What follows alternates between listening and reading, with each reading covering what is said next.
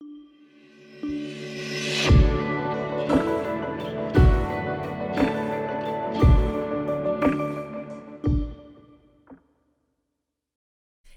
friends, welcome to Coding Garden with CJ. Welcome to a chill stream where we will continue to work on the map app that we started working on last stream. I have a new microphone, as you might have noticed, so let me know in the chat if things are not sounding okay. I can try to fix them. Let's say hello to everyone. Hello Daniel, welcome to the stream. Hello Eddie, who is not quite first, but I'll give it to you. Hello, Energy, who is on time. Hello, Josh, welcome. Hello, Bohan, who says, hey, BitConnect. Don't know what that means, but great. Hello, Harsh, welcome. Hello, Ryan, good evening.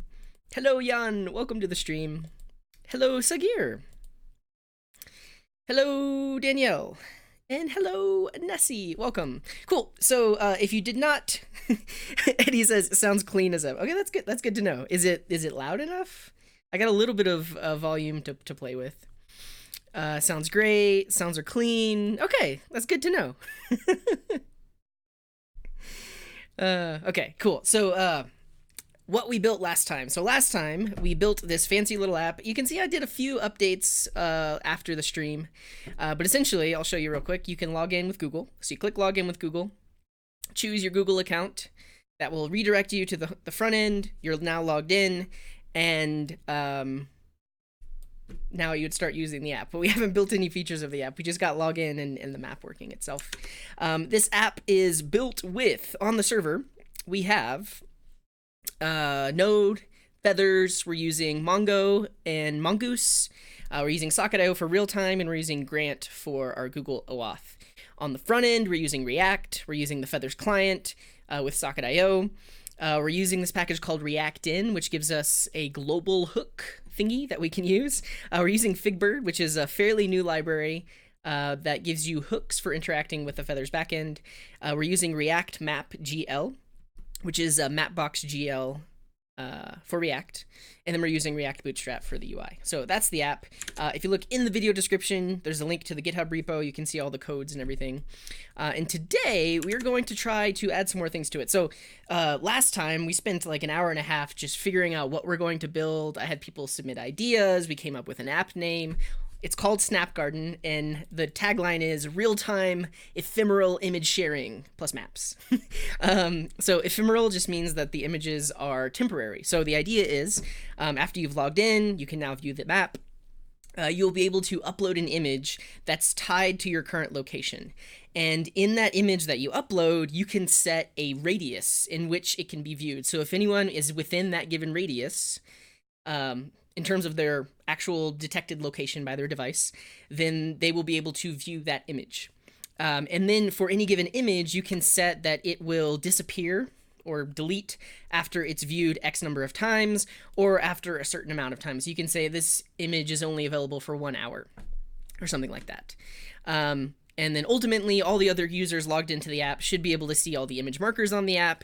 And if they are within a given radius, they should see some little dots on the map where they can actually attempt to look at those images. That was the idea that we came up with, and you can see all of these don't have checkboxes on it, so that's ultimately what we have to implement today. More people have joined. Motivation says, hey CJ, you say that you teach when you're not on stream. Do you ever think of doing a live video of you teaching to a classroom? The vibe would be different, but still awesome. I actually don't teach anymore. So I've been working at a software consultancy for about a year now. It's almost 1 year exactly. Before that, I taught for like 3.5 years. But I don't teach anymore. Yes, that would be cool. Hello, Brandon. Welcome to the stream. Jan says things are sounding clean. That's good to hear, because this is a fairly inexpensive microphone. This microphone and the arm and the pop filter and the shock mount cost $35. That said, there is still some sound travel on the table, which I don't like, but that's okay. Eddie says, dang. Hello, Frederick. Welcome to the stream. I'm glad people are saying that the mic sounds good. That's good. Hello, Rolando. Welcome. Tirapat is asking, hello, can you explain micro front end next time? I can maybe talk about it today. I've never built one, but I have heard of it. And I think it goes along the same ideas of microservices. Microservices is typically the term you use when you're talking about the back end, where you have lots of little bitty services that do one thing and one thing well. Micro front ends, same idea, but on the front end instead. So instead of one big React app, you actually have multiple little React apps. And actually, this website explains it very, very well. I've on a previous stream, somebody asked about it. So yeah, check out this website. There you go. Ryan is asking, what do you think about Happy.js? My company uses that, and I've been debating on learning it as well, since I'm in the process of trying to get on the engineering team. I think Happy.js is cool. Let's bring it up for anyone that hasn't heard of it. But you could say that it is a alternative to Express. It's a micro framework for building backend APIs. It's from the Walmart Labs team, and it's pretty cool. I've used it like maybe twice. Typically, I just reach for Express because that's like extremely popular and that's what most people know and use. But Happy is not that hard to learn. A lot of the concepts are very similar to Express, just certain things like your route handlers behave a little bit differently. One of the things I do like about Happy, let's see if I can find it. Whenever you respond in a request handler, instead of having to do like res.json or res.send, you just return a value from the function. And automatically, whatever value is returned, that's what's going to be the response to the incoming request, which I think is pretty cool. It reduces boilerplate. Let's see. Request properties. Life server. I don't know. I'm in the API. Let's just look at the tutorial. Adding routes. Here we go. So if you can see an example, like this would be the same thing. If you were in Express, this would be app.get/route. You have your request handler, and then inside of it, you say like res.send hello world. But in Happy, things are a little bit more readable. You specify what is the method, what is the path, what is the handler, and like I mentioned, instead of saying like res.json or res.send, you just return that value. So it's pretty cool. I would say, yeah, learn it. It seems it's nice. Eddie's asking, are you making a move to TypeScript in the future? Didn't plan on it. I'm trying to avoid it. I'm sure eventually I'll be on a project at my work where we are using TypeScript. So yeah. Hello, Domenico. Welcome to the stream. Bohan is asking, what is the name of the brand of that $35 mic? I don't even know. I'll give you an Amazon affiliate link. you can click it if you want to. You don't have to. Yeah, just a second.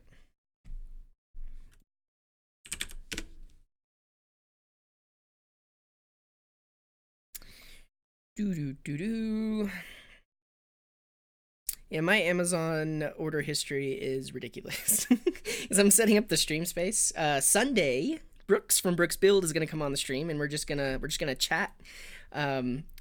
Maybe sort of it'll be like a podcast or something, but we're gonna see. We're gonna play it by ear.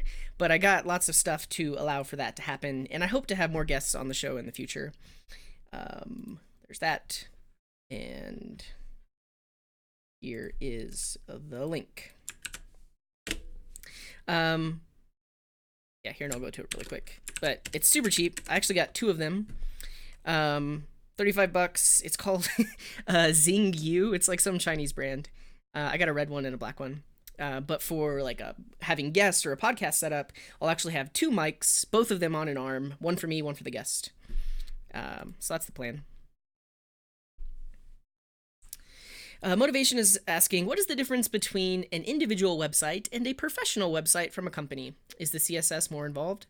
There is literally no difference. Like, you can have an individual or just like a personal website that is as complex or as feature filled as some professional website. Yeah, there's a huge spectrum, and CSS also varies, because if you're using like a CSS framework or a component library, maybe you actually write less CSS because a lot of it's done already for you. I would say there's a huge spectrum. It's not that black and white. Rolando is asking, could you explain how to upload files with FeathersJS? This is a great question because I don't know if I will. So we talked about this last time when we were planning the app. ultimately, if I do some sort of file uploading, I'm going to have to pay for that file storage. And I don't know if I want to do that. Mainly because this is just, I mean, I guess this is like a simple app. A ton of people probably aren't going to use it. So I probably wouldn't run into any data caps. But still, I don't know. And also people could upload some like super weird images and then those would be on my server and then maybe I'm responsible for them. I don't like that. So it's definitely possible. So ultimately, you might use something like Multer. I think it's like that. Yeah, a middleware for handling multi-part form data. So Multer works hand in hand with Express, and our Feathers app has Express inside of it, so you could use this middleware to help with uploads.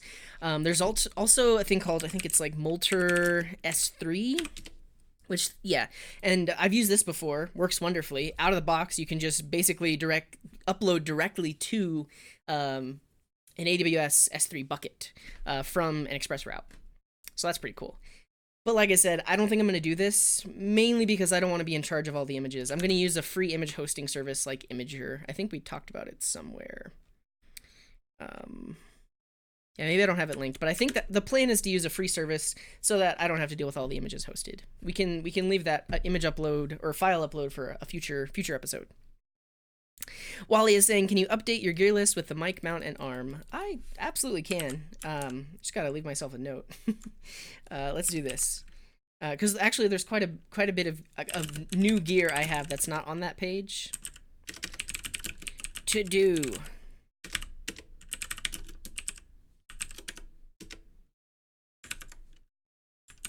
There's my to-do list. Hello, Rawl, who says, what's up? Hope you're good, bud. I'm okay. I didn't eat much today. My stomach's not... It's not like... I don't feel sick, but I feel like I eat something weird. I did eat something spicy. I don't know. I'm doing okay. I almost didn't stream, but this app needs to be built, so that's why I'm streaming. But yeah. Danielle is asking, have I ever worked with Twig? Is this a Java thing? Oh, PHP. No, never. If this is what you're talking about, I have not worked with that. Yeah. Eddie is saying I tried to avoid it. Talking about TypeScript, my job is like jump on the TypeScript train. Yeah, I think each project should thoroughly analyze, should we use TypeScript? It shouldn't just be like a default. It should be a sound decision. Someone decides to use TypeScript. JD Game is asking, do I run any side software as a service projects? No, but I probably should. I know how to build stuff. Like, I could make that happen. Bohan is saying it has $100 shipping and import fee to Serbia.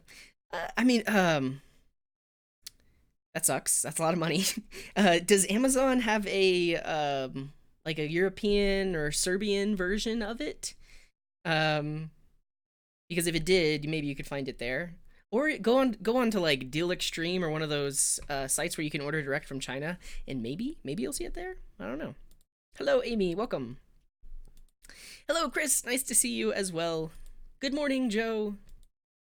Joe is saying, in this part 2, do you plan on using Mongo as the database? Yeah, and we already are using Mongo. I'm going to catch up on these last few messages, and then I'll give you a tour of the code for everyone that's new here. Yep. Hello, Kim. Welcome. Jason is saying, could possibly use Cloudinary for image hosting, but there may be better options. Yeah, so there's... Well, I mean, even Cloudinary, you have to sign up with an account. The thing I like about Imager is you can do anonymous image uploads. And I like that. But yeah. Cool. Yeah, Danielle is looking into different CMSs, Twig being one of those. Yeah. Hello, Aman. Aman is asking, what is Mapbox? Let's check it out. Mapbox is a platform for building maps. So you can embed maps, and they have a JavaScript SDK for embedding maps in your own applications. So that's great. One really cool thing they have is this thing called Mapbox Studio, which actually allows you to fully and completely customize your maps. You can change the colors, you can change the fonts, you can go full custom. We can look at the map gallery to see all the different types of maps people have created. So in Mapbox Studio, you can create your map. And then Mapbox Studio has a feature where you can export that map as tiles. So you can basically generate your own tile set and then host that tile set somewhere, maybe like an S3 bucket or something like that, and then use those tiles in your own application. You can also use Mapbox's servers where they will host your tiles for you, but that costs money. So it's pretty cool. It's a mapping solution, comparable, I guess, to Google Maps, but a lot more customizable. And they have a much more generous free tier. Look at that, generous free tier. And specifically, we are using a React library called React Map GL. It's from the Uber team. And this is a React wrapper on top of the Mapbox GL library. So in terms of how it's used, let's look at the code. I mean, I'm going to show my code in a second. But I'll show my code in a second. But basically, this library has things you can import like map and marker. They're actual components, and then you can use them in your app. Yes. There's that. Hello, Camille. Welcome. Kim is saying, OMG, I love the merch. We'll order a shirt soon. Glad to hear it. Thank you. We did not complete Snap Garden. That's what we're going to do today. Yeah, last time all we got was a map and login. Today we're going to try to get image uploads and all that good stuff. So let's tour the code. So first, let's take a look at the server. So this is a Feathers generated application. In terms of services, right now we have no custom services. We just have the user service, which was automatically generated for us whenever we added authentication. We did a little bit of customization in terms of authentication because we wanted to be able to log in with Google. So we had to create this custom Google strategy. And in here, we extracted out all the bits and properties that we want when a user logs in with Google. So when someone logs in with Google, we take their picture, their name, their email, their Google ID, and that is what we're going to insert into our database. And if we look at our models, right now we just have one model. It's the user's model, and it has all of those properties. So whenever a user logs in or signs up, in terms of OAuth, it's essentially the same flow. But they click the login with Google button, and then once they make it back to our site, if we've never seen this user before, we insert into our database that user with this info. So that's cool.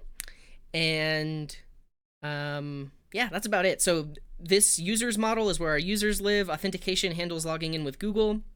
And that's about it for the backend. We haven't really customized anything else. And then on the client, this is a super basic React app.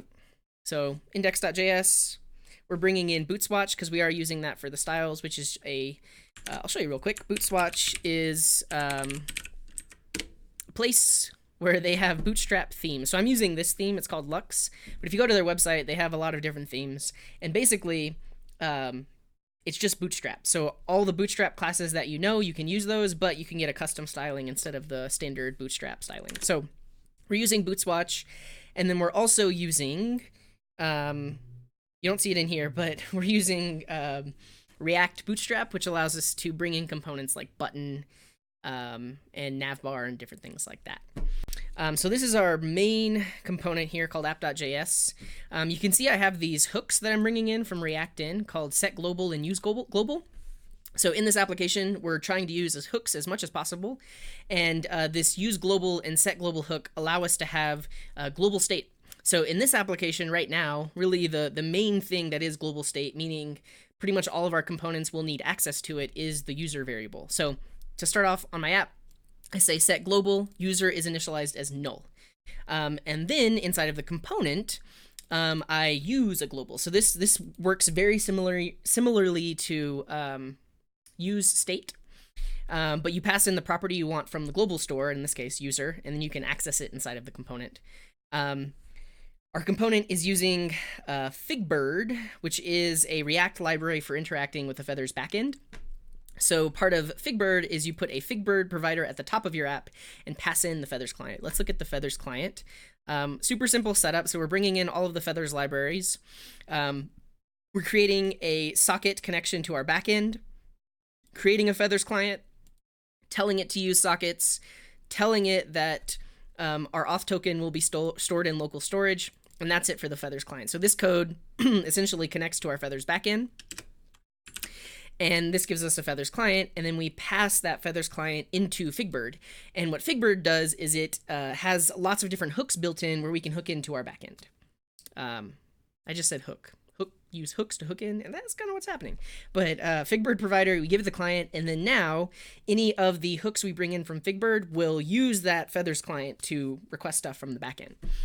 So here we're saying if there is a user, show the map. If there's not a user, show the login component. So right now we don't have a router. We might add a router today. I don't know. Maybe not, because we might just have two views. Like literally, it's just the map view, and maybe we have a modal where and that's where you submit your image. I don't know, but if there's not a user, show the login component. So we'll look at the login component. This is, again, using global. So we set our global state in the other component. Here we're accessing that global state.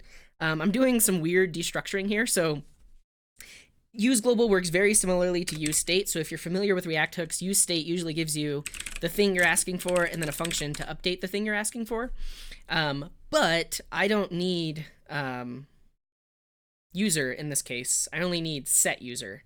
So what I did is because this array syntax here is technically destructuring. So when you call use state or use global, you get back an array that has the value itself and then a function to set the value. But we could destructure it another way. So an array has keys, right? 0, 1, 2, 3. Those are the indices into the elements. So I'm destructuring it and saying grab the thing in the array at index 1, and let's call it set user. So that's all that's doing. And then use feathers comes from FigBird. It allows us to use our Feathers client. We then have an effect here. So whenever this component loads for the first time, it is going to attempt to re-authenticate the user. And if they are successfully authenticated, we're going to call that set user, which passes that back up to the top global state with the user according to Feathers. If they weren't logged in, this component will stay here because we're not going to set the user. And then we just display this button that says log in with Google. And then when you click that, that takes you to the back end. You do the whole OAuth flow. When you make it back to the website, this thing gets called again. It sees, oh, you're now logged in now. You're now logged in. We have a token. It calls set user. App gets updated, and it's like, oh, user exists now. So we show the map. And then if we look at the map, this is where we're using React Map GL. So this component, I made some updates since last time. I made it so that, and actually, I think this is extra. Do I need this? I don't need that. I was playing around with it, but basically, I wanted this map component to automatically resize the map, so I wrote some code to do that. But so we're bringing in the Feathers client. Right now, we're not using it, but eventually, we're going to want to do things like get all of the map markers, and then we'll add them to the map. In this component, we're using some of those bootstrap components. So we have our nav bar, have that logout button. That's this up here. And then this is where we load our map in. So React Map GL is a component from the React Map GL component library, which actually lets us embed a map on the page.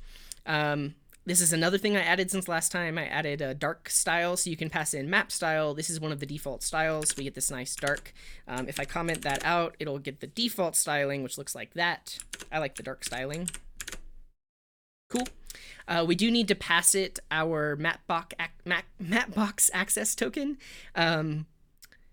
Very similar to Google Maps. They're not just going to let you use it for free. You pass in the token and you get a certain number of page loads or usages.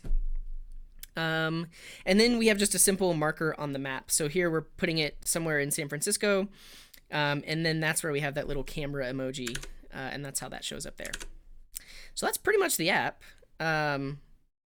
And like I said, I added a few things to be able to resize the map on page resize. So if I do that, it automatically resizes. Before it didn't. Let's comment this out. This is an effect I wrote that automatically resizes the viewport whenever the window size changes. But if we comment that out, what will happen is if I resize, then you'll see we get like these scrolly bars. I don't like that. Or if we go bigger, then it doesn't resize. So this effect here, essentially, sets a event listener on the window for when things are resized, and if whenever it is resized, it updates the viewport with the actual inner width and inner height of the window. Yeah, let me know what questions you have, because I know there's a lot going on here. We're using a lot of effects, we're using a lot of hooks and things like that. I can try to explain things if they're not making sense, but we're going to be seeing a lot of this code because we're about to start writing code. I hope. And the first item is upload an image from your current location. So I think first thing on the list, we'll say like get the user's current location. That's probably what we want to do. Let's catch up on the chat, and then we will do just that. Motivation asks, what are your thoughts on WebAssembly? It's assembly for the browser. I think it's very interesting. I think as a web developer, you will probably never write WebAssembly. WebAssembly is meant for native languages like C, C++, Rust, Go to compile into something that the browser can understand. So as a web developer, you'll probably never write WebAssembly directly unless you're really trying to like performance optimize things. But you could write an application in C or C++ or Rust and then use a compiler to turn it into WebAssembly, and then that could load inside of the browser. So I think it's very interesting. It presents a lot of really cool opportunities for browser-based applications. You can have much more performant things. You can have like really, really good 3D effects and that kind of stuff. So I think it's cool, but like I said, you'll probably never write it directly. Josh says, hopefully CJ will complete it if we are lucky. Yeah, I've already been streaming for 30 minutes and we've written no code, but that's okay. That's how this thing goes. Domenico is asking, what node framework would you use for a video streaming service? Express, Happy. For video streaming, I would use a third-party service, like software as a service. Mainly because typically with video streaming, you're dealing with a lot of data, a lot of clients trying to consume that data, and that's a problem that other people have already solved. What are the service? Someone mentioned earlier an image hosting service, Cloudinary. I think Cloudinary has like video hosting and potentially video streaming services, image and video upload storage. Yeah, honestly, if I was going to do something like that, I would use a third-party service. It would be a fun exercise to write it from scratch, but yeah, we'd have to really do some research. And the thing about video streaming is there are like lower level tools that you would probably use under the hood on whatever given operating system the server is running on. So there are tools like ffmpeg, which is like a standard Linux tool for converting video files. You would want to use that under the hood. The ffmpeg also, I think, supports streaming or outputting to a streaming file. So there are things you would need to do that aren't necessarily handled by like Express. I don't know. I could talk about that forever, but I think you get where I'm going. Motivation is asking, why do you prefer Airbnb style syntax over others in React projects? Is a great question, and because you asked it, I'm going to set up a linter because I haven't yet, and I'm wondering like, why is this not complaining when I have variables that are not used and stuff? It's because I haven't set up a linter. So let's set up a linter, and I will talk about why I prefer Airbnb. So we're going to go into the client. I'm going to set up a linter file for the client and a linter file for the server, because the client is using React, so that has some different rules. The server is not using React, so that'll have some different rules. Okay, so we'll go into the client. Let's install ESLint as a dev dependency.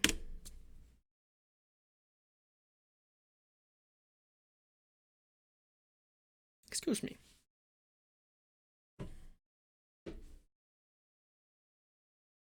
But why do I prefer Airbnb? They've made a lot of decisions for me, and for one, I like to write code with semicolons, and they have that rule enabled by default, so I like that. And it's pretty industry standard. Like most places I've worked or code that I've dealt with, there's a very high majority of people that are using the Airbnb standard, so I just stick with that. I know there are other things, but I prefer it. Okay, so we installed ESLint as a dev dependency. Now we're going to do npx ESLint --init. That will ask us some questions so we can generate an ESLint file. I want to check syntax, find problems, enforce code style. We are using import export. This is another reason why I want two separate linter files, because the client is using import export syntax because it's React and it's using Babel to transpile it, but the backend is using require and module.export. So front end, JavaScript modules. We are using React. We're not using TypeScript. This is running inside of the browser. We're going to use a popular style guide. We're going to use Airbnb. We want it in JavaScript format. It'll probably ask me, do you want to install the ESLint config Airbnb? Yes, please, let's do that. And that'll get our front end set up. And then we can see all the linter errors we had because we coded the whole time last time without a linter file. So we'll fix that. Yes. Rolando is saying, help me with feathers. I want to send the max created at when I get a service. I guess it's using hooks. I guess it'll be something like context.data.max, but it doesn't work. If you have a Git repo or a code sample, that might help. I'm not sure exactly what you're asking. So is it that you want to find the item in your database that has the most recent created at? Is that what you're looking for? Because if that's the case, that would most likely be handled in like a Mongoose query rather than in a hook. But yeah, let me know or provide a code sample or something like that. Aman is asking, are we using Mongo Atlas or is it running on your local device? Right now, locally, it's running locally. When I deploy it, I'm actually just going to use imlab because it's a little bit easier to set up and I already have an account with them. Imlab got acquired by MongoDB Atlas.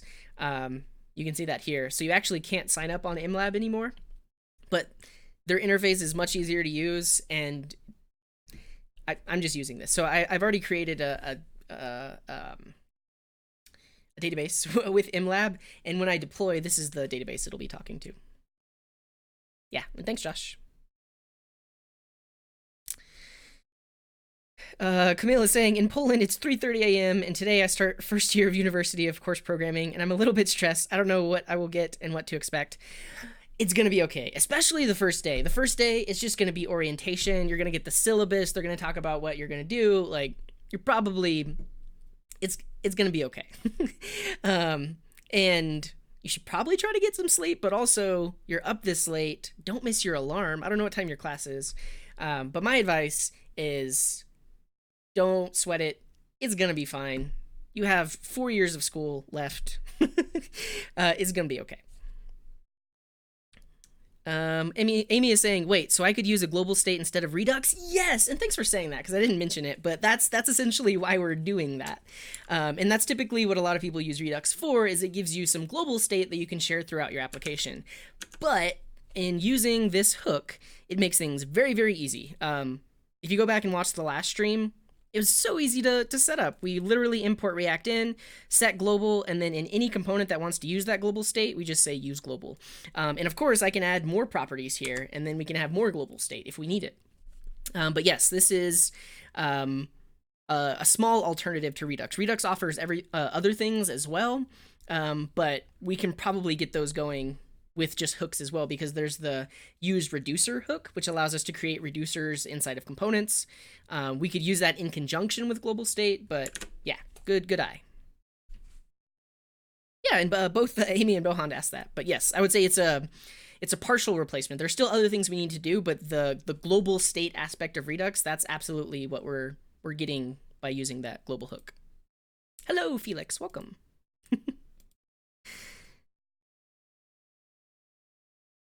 Aman is saying, I've been scratching my head learning how to get the cloud one working. You probably need to add a whitelist. So that's one reason why I am just sticking to imlab, because it does that by default. Cloud Atlas. So by default, when you create a database on, is that what it is? Cloud Atlas is a movie. MongoDB Atlas. It's an interesting movie. I think Tom Hanks is in it. But MongoDB Atlas. What you have to do is go into your settings and you need to either allow connections from anywhere, and that might be what you're running into, like you're trying to connect and it won't connect. By default, MongoDB Atlas creates security rules that prevents external IP addresses from connecting to the database. That's actually a good thing because in production, you don't want any IP to be able to connect to your database. But if you're using it for development, you can go add a whitelist rule and say any IP address can connect. Or if you have a fairly static local IP, you can add that as the whitelist. That gets a little bit tricky with your deployed services because things like now.sh from Zeit, you don't get a static IP. So if you want to allow your now deployed service to communicate with MongoDB Atlas, you can't really do that because you don't have a static IP to whitelist. So you would just have to whitelist everything, which is, again, it's less secure. You should and you will have like a user accounts on the database, so that will protect it. But I bet that's what you're running into. I don't know how to show it, but when you're in the interface, there's a way of setting up security rules, and that's where you can allow any IP address. Chris is saying, did you solve the problem to make the backend work with Docker? No, I did not. I think we spent a good 30 minutes debugging that last time. And we didn't get it working, so I just removed all the files. That's for a future episode. And actually, Kim, who was in the chat, she's actually a Docker expert. She probably won't like me saying that, but she knows Docker really, really well, and we had talked about it in the past, but maybe I'll get her to come on the show, and she can teach us about Docker and Kubernetes and all that good stuff. Raul is saying, I've noticed that most tutorials tend to use NoSQL database. Isn't most data relational? I get it's easy to implement, but how easy is it to make data relational in something like Mongo? If you're using a driver like Mongoose, which we are using, it actually makes it really easy. That said, it is no replacement for a true relational database. But in your Mongoose models, you actually can specify references to other entities or other document stores. So like in this example, this is a person schema who has a mini stories, and the schema definition says that every story is an object ID that references the story document store. So this is relational data and foreign key constraints at the database driver level. So the Mongoose will actually prevent you from putting anything in here that isn't in the story document store. However, if you just talked directly to the Mongo database, it would let you put in whatever you want. So that's how people use things like Mongo for relational data, is they use a library like this, which basically adds relations on top of it. That is not ideal. Like in an ideal world, like if you have relational data, you should probably just use a relational database. I'm also using it because it's easy. And you have to think less about your data model. But in the real world, I probably would use SQL. Bohan is saying you could also destructure it like null set user. Let's try that. I don't like that syntax though, because then you have this just this null laying around. Let's see. And I don't know if that's possible, because let's see if it complains. Yeah, mainly because the values on this side have to be variable names. So null would not work. Yeah. What's up, Greg? Welcome. Bohan is saying, still no brackets for second argument of useEffects. Thanks for pointing that out. There actually are. So I forgot this last time on the stream, but whenever you do useEffect, you absolutely want to specify an array of dependencies. And essentially what this says is this function, this useEffect function that we've passed, the function we've passed it, should only be run if these things change. Otherwise, it should not run. And if you don't specify this, you're going to get an infinite loop. But the reason we didn't get an infinite loop last time is because I'm conditionally rendering this component. So the moment we have a user, the login component just disappears and the map component appears. So you're never in a scenario where the login component will just loop and loop and loop and keep on calling authenticate. But yes, and so today, anytime we use useEffect, we absolutely need to specify an array with our dependencies to make sure we don't get any infinite loops. And let's see, am I doing it anywhere else? Yeah, and I'm not using it on the window resize one, because essentially what's happening here is this function is running on every render, but we've given it some disposal code. So basically we tell it, anytime this component is, I guess, rendering again, we will remove that event listener. So that way we're not adding the same event listener over and over and over again. Essentially, I'm pretty sure what happens here, I'm gonna say this is what happens. When the component renders, it adds the event listener for resize.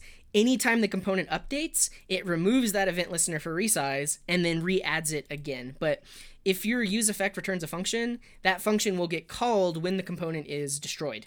So you can do your cleanup code in there.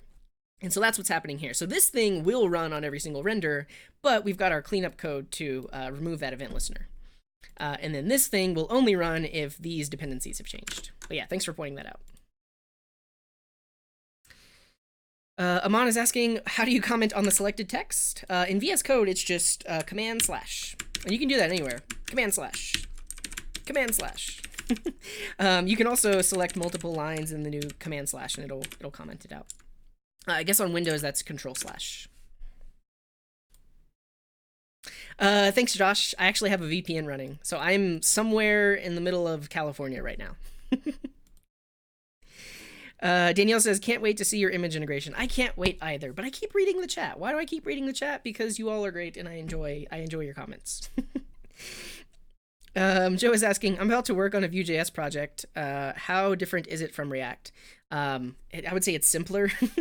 There is some magic in that there is code that you don't have to write where things will just happen.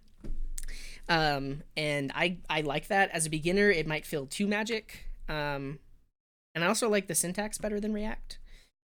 It's the underlying concepts are the same. So you have something like in React, it's a render function. In Vue, it's a template. In React, you have state. In Vue, you have data. There are a lot of commonalities, but the syntax and the way you do certain things is slightly different and, in my opinion, easier in Vue. Vue.js is life. Hello, Thor, who says we should build a very complex app with Quasar and feathers. That would be fun. I think we'll make a series out of this. I'll probably edit these multiple videos down into something more consumable.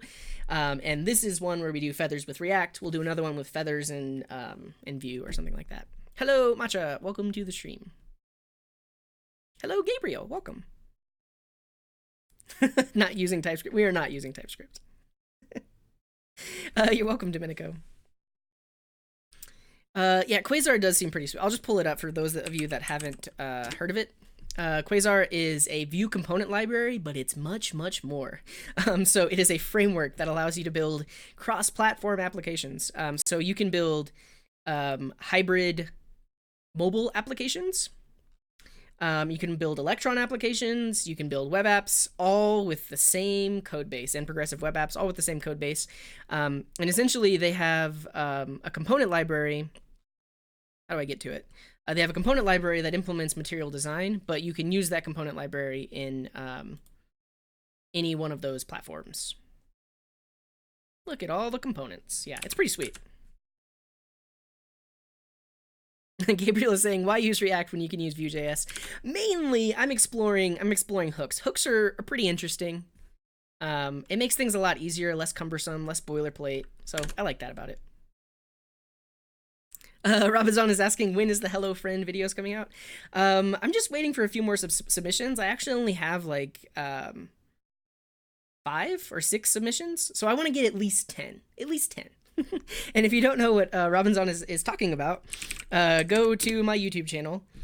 And there's a very recent video. Hello, friends. Watch this video. I'll share it in the chat.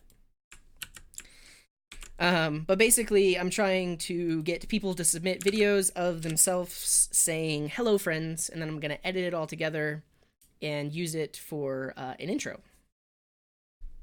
Yeah. That's fancy. Amana saying, but does the code remain the same whether using MLab or Atlas? Yes, it does. And I'll show you how that works. Realize I'm bouncing all over the place.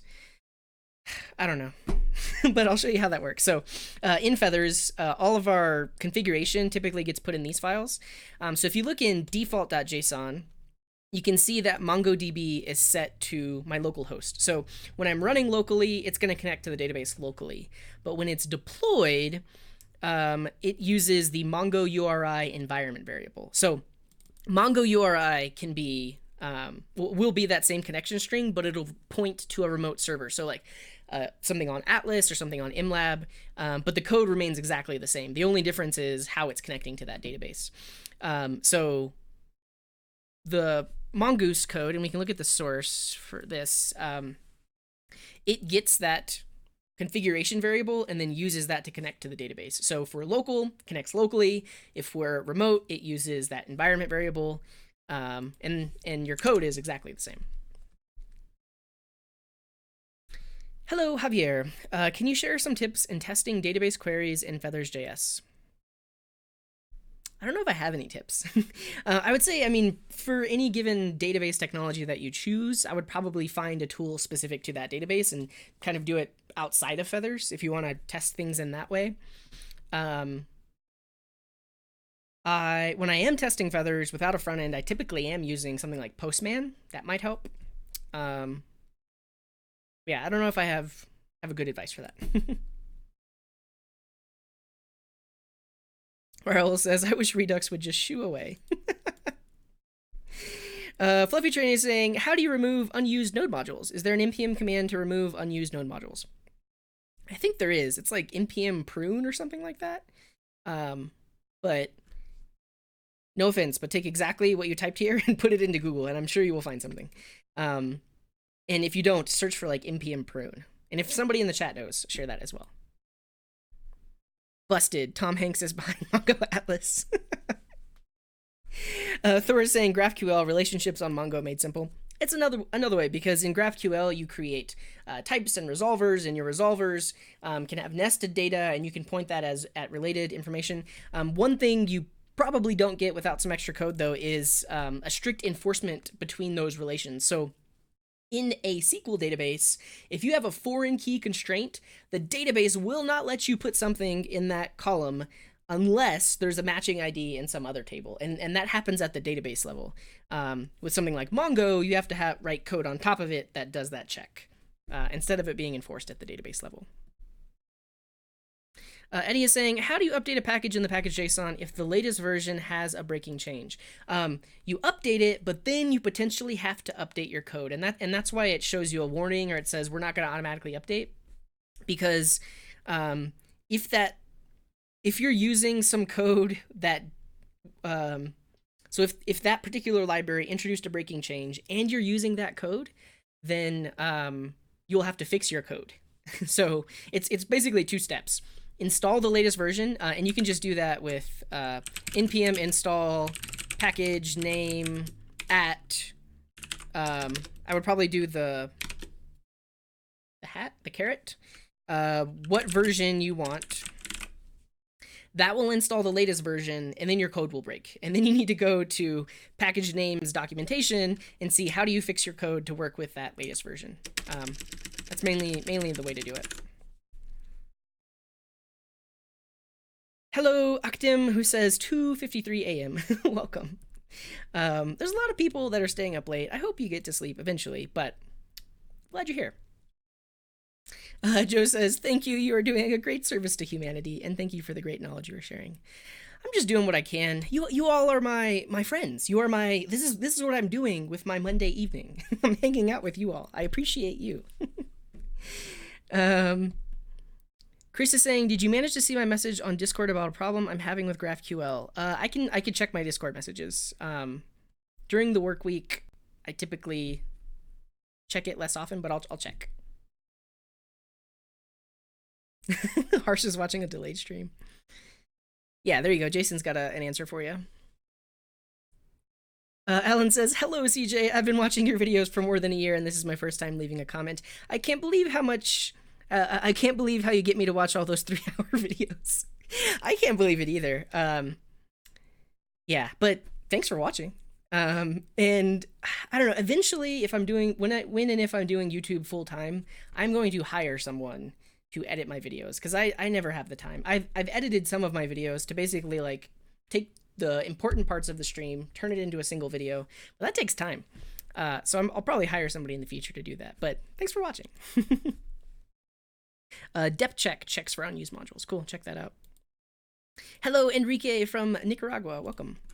Okay, what we just did was we installed ESLint, and yeah, we installed ESLint in our front end. Now let's run it. So in our package JSON, let's add a linting script, and we'll say ESLint source. So that will run ESLint on all the files in the source directory. So now if I do npm run lint, let's see what we get. Lots of errors. So many errors. Let's do this. We're gonna do npm run lint -- fix. Do I need to do that in a different? Yeah. So I need to do -- fix. So if you're ever running an npm command and you want to pass params into it, you do -- and then on the other side of it, you put the params that you want. -- fix fixes all the auto fixable things, and then all the things that it can't fix, we have to fix manually. So let's fix all these linter errors. JSX not allowed in files with extension JS. I do not like this rule. So we were talking about earlier, why do I use Airbnb? The majority of the rules I agree with. This rule I do not like. So I can turn it off. So in my ESLint file, React JSX file name extension, I'm just going to set that to 0, and that turns it off.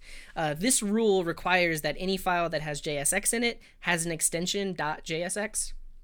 I don't want to do that. That's too many extra X's in my code base. I liked calling my components just .js. Okay, so we got rid of that rule. Let's see what else is the problem. It is undefined. We'll add that. So it's talking about in my test.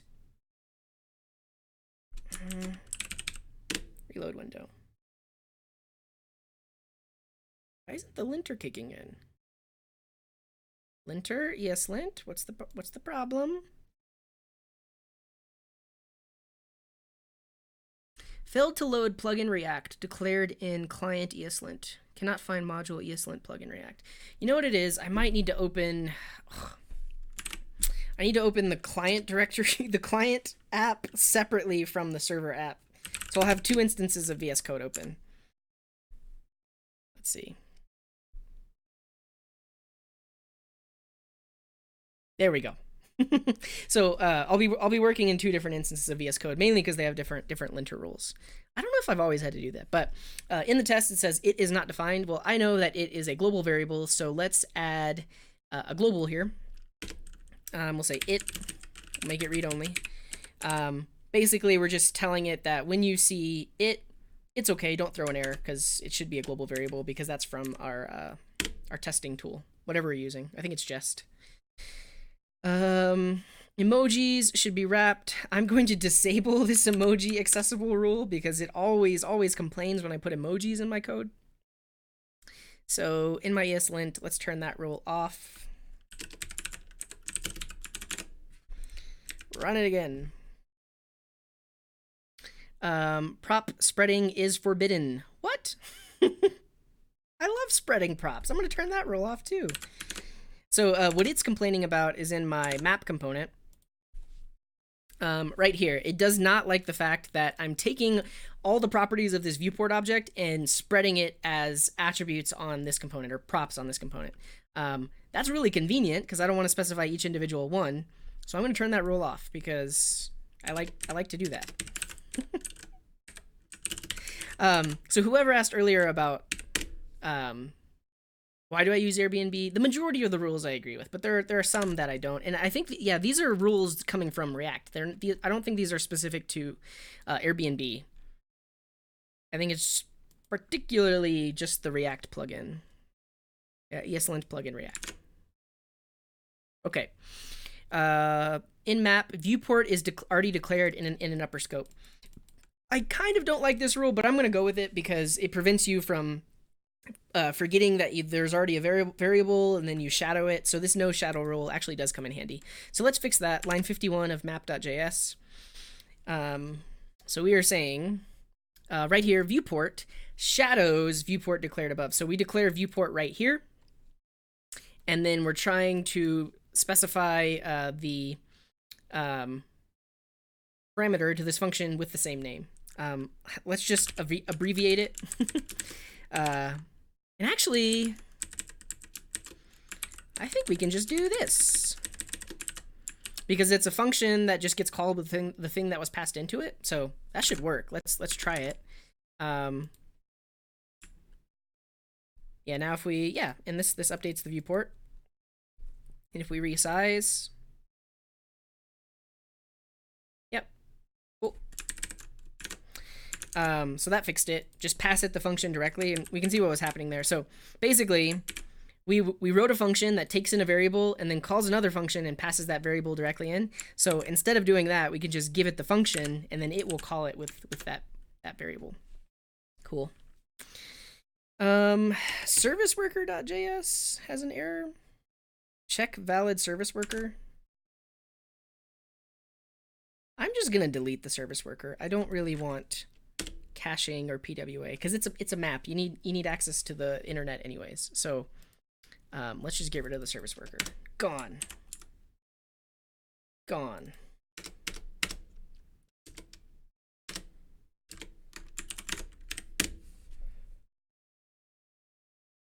Nice.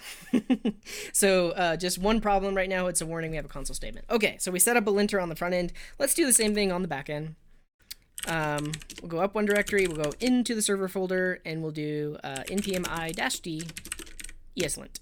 So we're installing eslint as a dev dependency. Enrique says, I love your videos, CJ. Keep doing them. I will, as long as I can. Danielle says, when you see it, you'll float too. What?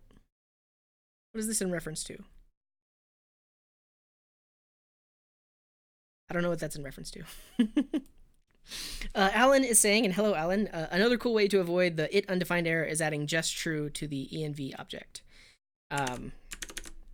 Is that in our eslint? Oh, cool. Yeah, let's do that. I like that option, because if we did this, we would also have to say describe is read-only, because describe is another global variable that we use. So thanks for the tip. If we just say just true, then it knows that it and describe are global variables that it should not complain about. So does that work? Seems to work. Let's try running the linter again. Sweet. Thanks for the tip. Hot tips with Alan. Hello, Giovanni from Mexico. Welcome. Oh, Danielle says Stephen King's It, like the clown It. Okay. All right, we are setting up a linter on the back end here. So we installed eslint. We'll do npx eslint -- init. We'll answer questions, but we'll answer them slightly different. So because this is backend code, we are going to say we're using requires and exports, not import export. We're not using React or Vue. We're not using TypeScript. Instead of browser, I want to select Node because this is backend code. We are going to use Airbnb here as well, and we'll put it in a JavaScript file. Yes.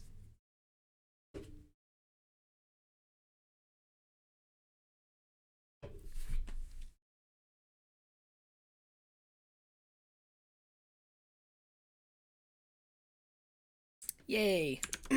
All right, let's create a linter script just like we did with our front end. So in our package JSON, we're going to add another script right here called lint. We will say eslint, the source directory. npm run lint, automatically fix things. Let's see, channels.js is complaining about line 31. The line length is too long.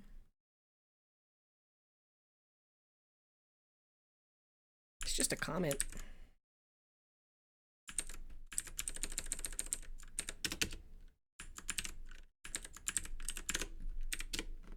I like to leave the comments there because we might use that code later. Unexpected unnamed function. That's a decent rule. Let's see what it's talking. A lot of this is generated code, so I didn't write it. But if we look at channels.js here, Yes, it's talking about this because we're just setting module.exports equal to a function. Typically, this rule makes sense because your stack traces would just say like anonymous function. I think that's, I don't know. We're not going to worry about it. Our backend is mostly linter free. We just have some warnings, so we're good there. Okay.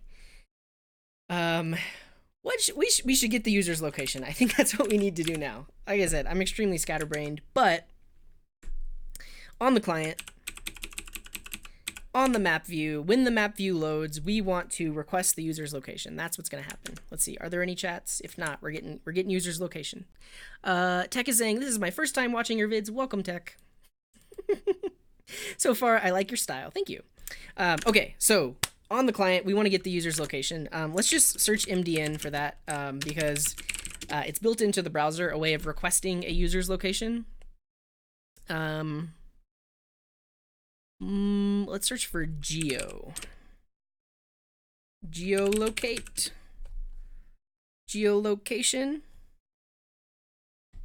Here we go. So we can do geolocation.get current position, and this will prompt the user to say, hey, we want to know where you are. If the user allows, we'll get their location. So the way this works is we say navigator.geolocation.get current position. Cool. Yeah,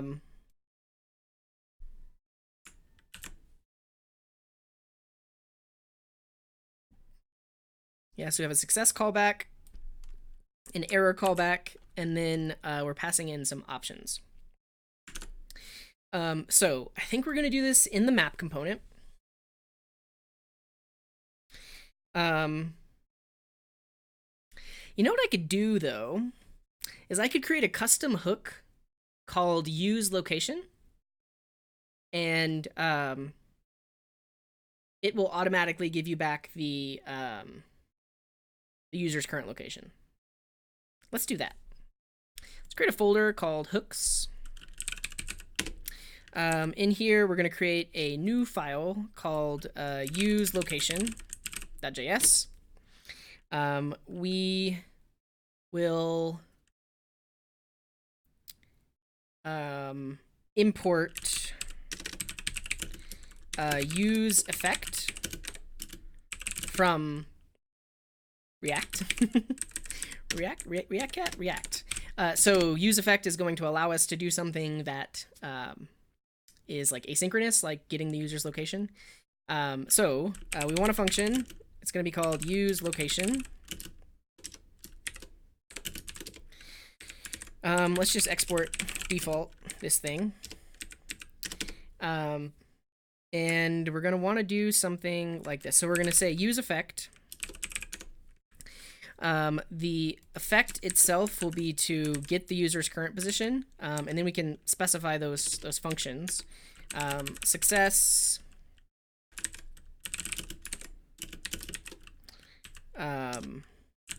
That's going to be a function that will run, and then we can log the info. We'll have error. That's going to be a function we will run, and then we will log the error if it happens. And then we need some options to pass in. We can see they're passing in these options. I'll just define these at the top because we'll never really need to update them. Enable high accuracy true, timeout 5000, maximum age 0. So if it can't find the location after 5 seconds, it will just error out. Let's make that 10. I'm okay with waiting 10 seconds to find a location. In terms of cleanup, I don't think we need anything. What I am going to do is I want some state that is like, are we already requesting their location, and what is their location? So let's do use state, and this thing is going to have the location and set location. And initially, let's set their location. Well, no, initially, let's say it's null. So initially, there is no location. And this function will return the user's location. So inside of our component, we're going to call this custom hook, and we will get back the location. Initially, we're just going to get back null, but when the location updates, our component will update, we'll have the latest location, and we can use it. Cool. So when should this effect run? Really, this should only run once because we're calling this getCurrentPosition function. I don't know if this is the best way to do it. If there are any React hooks people in the chat, let me know. But what I'm going to do is create a variable that just holds whether or not we've already requested the location. So I'll say like requested location, and we'll have set requested location. Initially it's false. And then this thing should only run if requested location changes. But then we can wrap this whole thing in an if statement. So say like if we have not requested the location, then go ahead and do what you're going to do.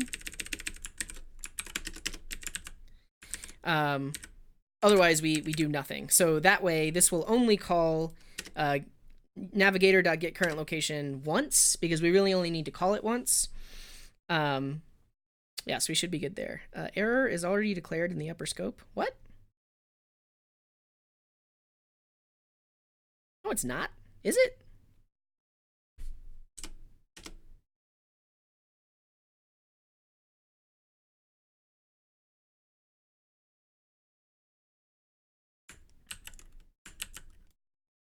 But the other aspect of this is, so only run this code if we have not requested the location, but the moment we do it, we're going to say set request location to true. So we'll only call this once, and that way we're not saying get current position all the time. So let's just log getting position, and then in here, let's just log, oh, because the name of the function is error, that's why.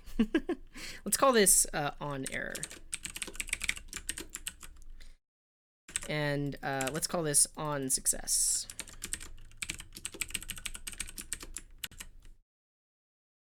Like that. Okay. We'll do console.error so it shows up red. I think this should be good. So we have this custom hook here called useLocation. Ultimately, inside of the component, when we call it, we're just going to get the latest location. In here on success, we will set the location, but first I want to see that this is actually working. Now let's try to use this hook. So in our map, we need to import this useLocation hook. So let's do that right here.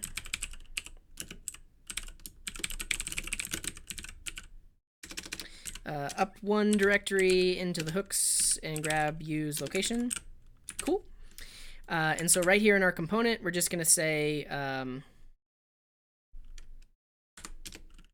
const location equals useLocation. Just like that. Let's see what happens. Is everything going to break? We can say getting position. Oh, it got it. Did I did not agree to this thing to get my here. Hey, clear settings. Maybe I did, but I'll show you what should happen. So the first time this loads, localhost 3000 wants your location. We'll say allow, and then we get the coordinates. That's awesome. And so this is happening inside of our location function. Let's see what we get. So we have chords, which has a latitude and longitude, and that's my server. If you look at my client, it should be called latitude and longitude. So that's great.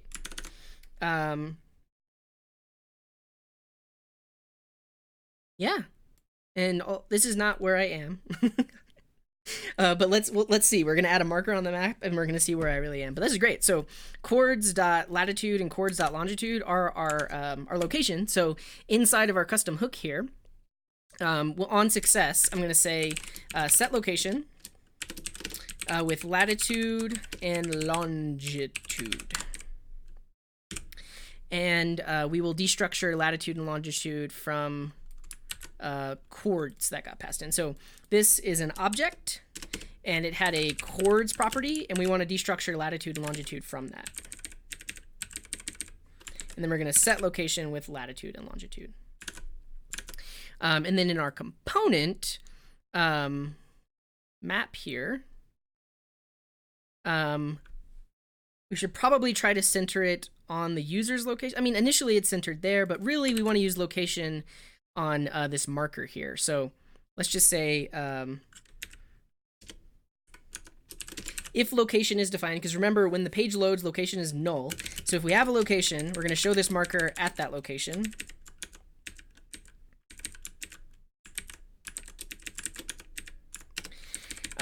Else we're not going to show any marker at all. So we're just going to show the map. Semicolon? Why is it complaining? Multiple spaces found before. There we go. But if the location is defined, then we're going to say latitude equals location.latitude and longitude equals location.longitude. Are you ready for this? Here we go. Okay. It's on the map somewhere. Let's see where we are. Hey, there we are. We're in Fresno, California. But it works. So after we have the user's location, we're updating on the map. I'm getting a lot of warnings. State updates from the useState and useReducer hooks don't support the second callback argument to execute a side effect after rendering. Declare it in the component body with useEffect. We'll figure all that out. We're probably doing things horribly wrong. I'm gonna check the chat. What I think and what we potentially need to work on is this custom hook here. So how do we only call something once? Like technically this should work because requested location, it's already been requested, so we're not going to call set location again. So that should be okay. But there's probably some other weird stuff that we're doing. Let's catch up on the chat. Joe says the Bitcoin started to go haywire again. Love watching CJ and the Bitcoin price pop. Cool. I have I have some Bitcoin, not a Bitcoin, some Bitcoin, like fraction of a Bitcoin. Brandon is saying an empty array would let it only run once. Let's do that, and then we don't have to do all this business. But we'll see if it works because we're logging getting position. What's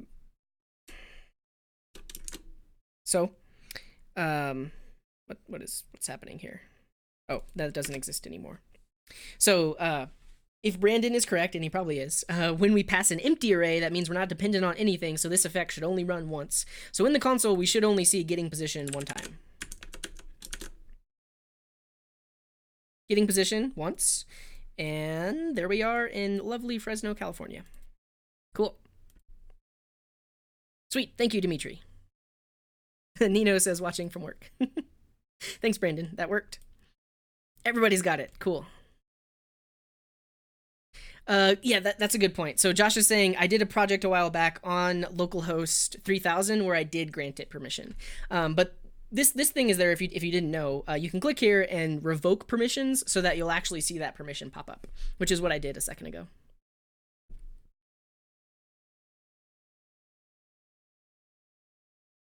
Bohan is saying, I think React In uses context API at the back, and there are some arguments saying that context API should not be a replacement for Redux for high-frequency changes. It is absolutely using context because that's how it's able to get global state in like a lower component. So that's interesting. I see. Levi says, now that I have your coordinates, I'm coming to give you a high five. I'll let you know you would be disappointed because I'm not actually on the outskirts of Fresno, California.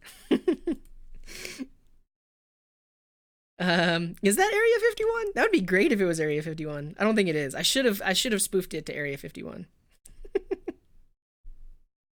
Cool. Okay, let's see if we can fix these warnings because those are some ugly warnings. Let's see.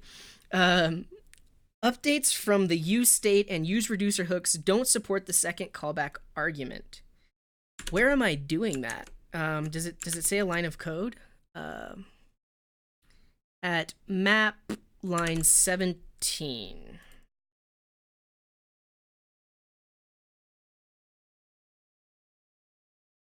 Is it complaining about particularly the use location? Maybe that might be what it's complaining about.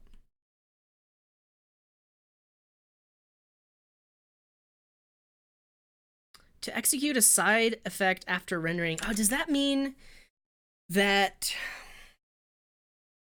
I need to actually wrap this in a use effect. Yeah,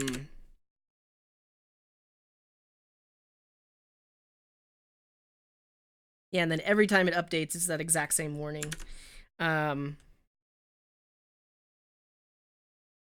I don't like that though, because then I basically have to duplicate the logic. Like I need a location and a set location. You know what I could do? Oh, better idea. Let's just make it global. Why not? Make everything global. Everything's a global variable. But seriously though, so if in our app, in our global state, we say like location is null,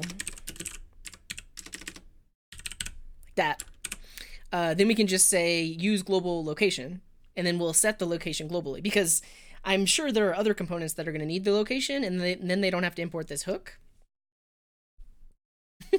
Why not? So here we'll say use global. And particularly the thing that we want is location. And then, well, I guess what I was thinking is then we could also say use global in here. Let's see if this changes anything, because it's not use state. Object is not a function.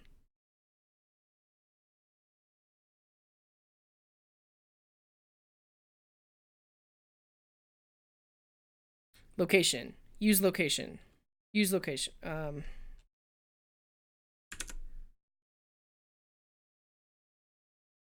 I do that right? Oh, I need to import this from React in. That's why. Cool. Same complaint. But do I want it to be a global variable? I don't know. I think I'll just need to Google this error and then we can fix it. So let's not make it global, but we will just call use location anytime we want to use the location. It's going to have its own internal state. So we'll say use state. But we need to do something special right here. And I think we have to just call this inside of an effect. But why I don't like that is because we now need local state to hold on to the location.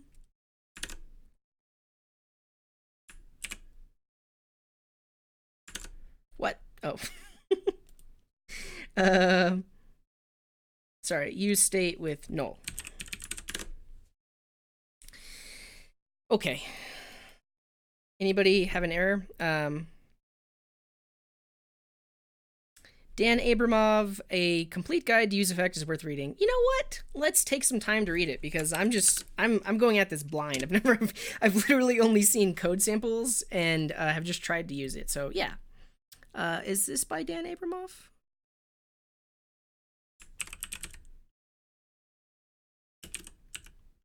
Yes, this is his personal blog. How do I replicate component did mount with use effect? I mean, that's kind of what we need to do. So, okay, this is my intuition as to how we will fix this. So, we'll say, let's just do this. We'll have const location and set location, and then we say use state with null, and then we do a use effect with like get location. So we pretty much only want to run this once. Well, I think, I don't know. Do we? Location equals use location. And then once we have it, we'll say set location.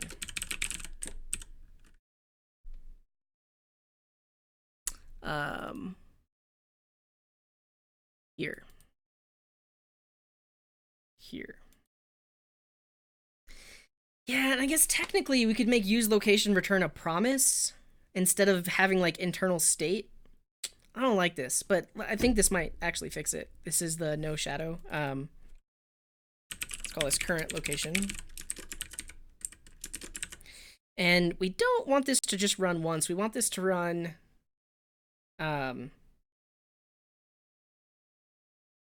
I guess basically we could have an if statement. Like, if there is no location, run that. I don't know.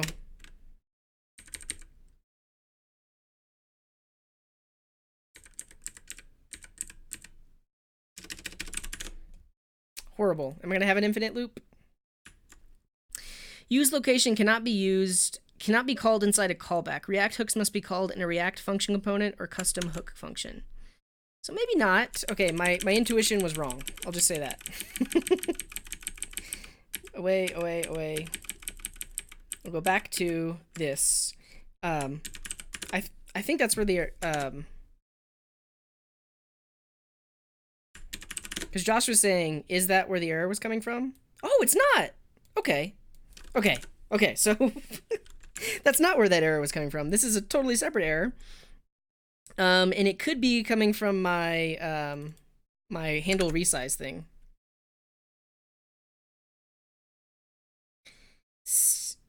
Don't support the second callback argument. Am I passing a second callback argument?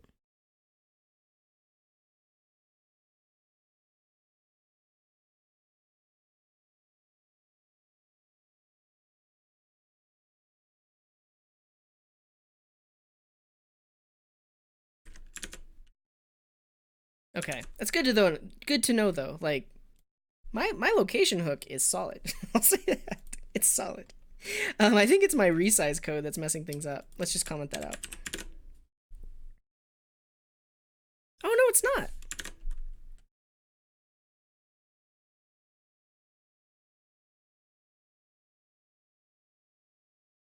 Oh, it's this right here because remember before when it was a viewport, it was a single property. It's passing multiple arguments into that set viewport. That's what's happening. That's exactly what's happening. Watch me. Set viewport VP. That's what's happening. Okay. And that means, is our resize okay? Yes. And we can resize all day long. Beautiful. And can we get their location?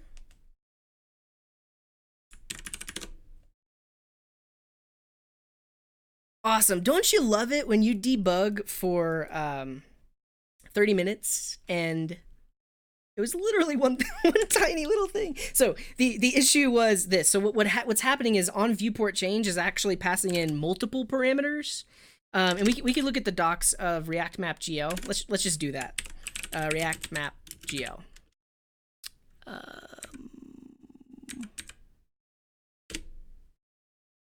So if we look at documentation, API, if we look at, I guess, the map controller, this is on viewport change. This gets called with the new map state, extra props, and extra state. So it was passing all three of those things into set viewport. React did not like that because set viewport is the setter function for state. It didn't like that it was getting all those extra parameters. That was the error.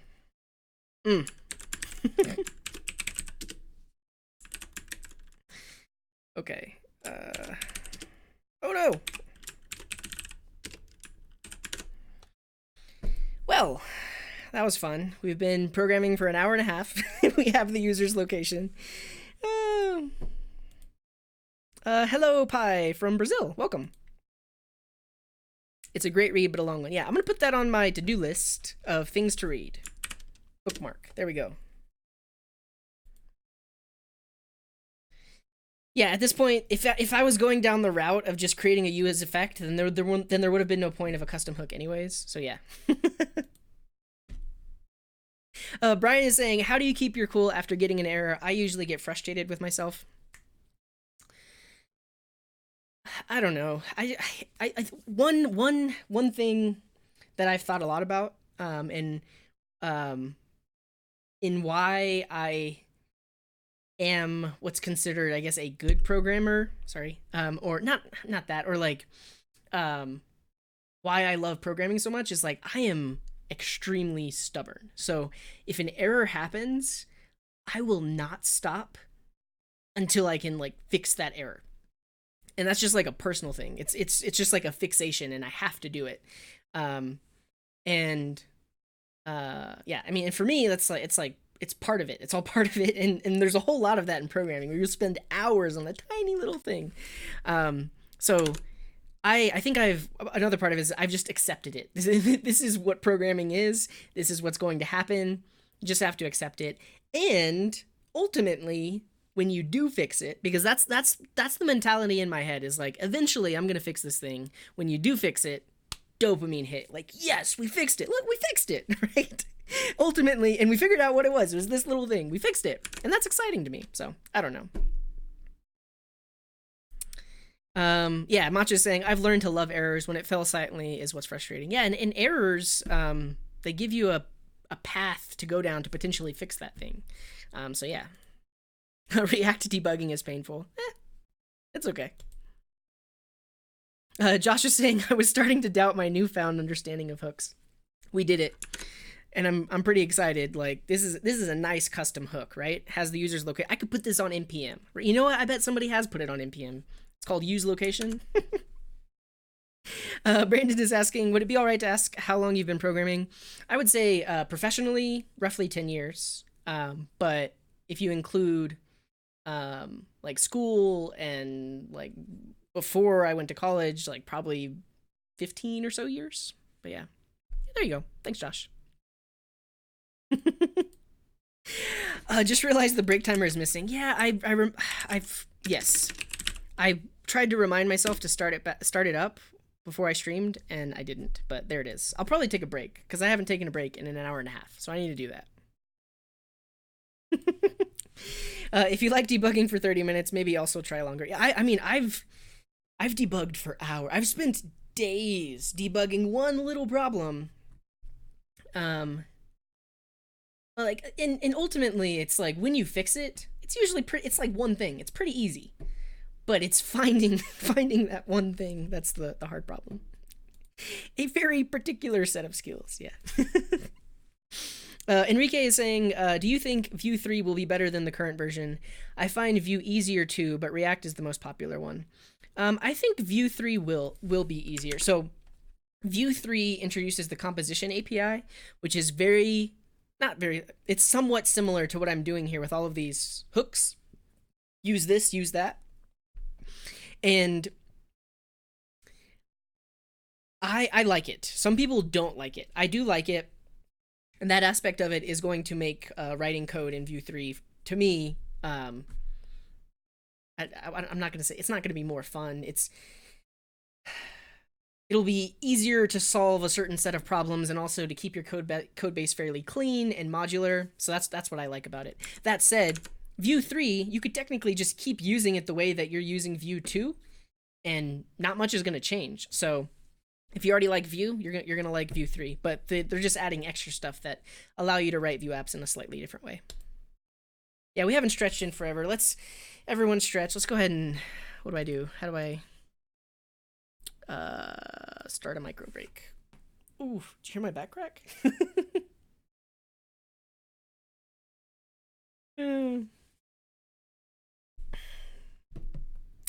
Yeah.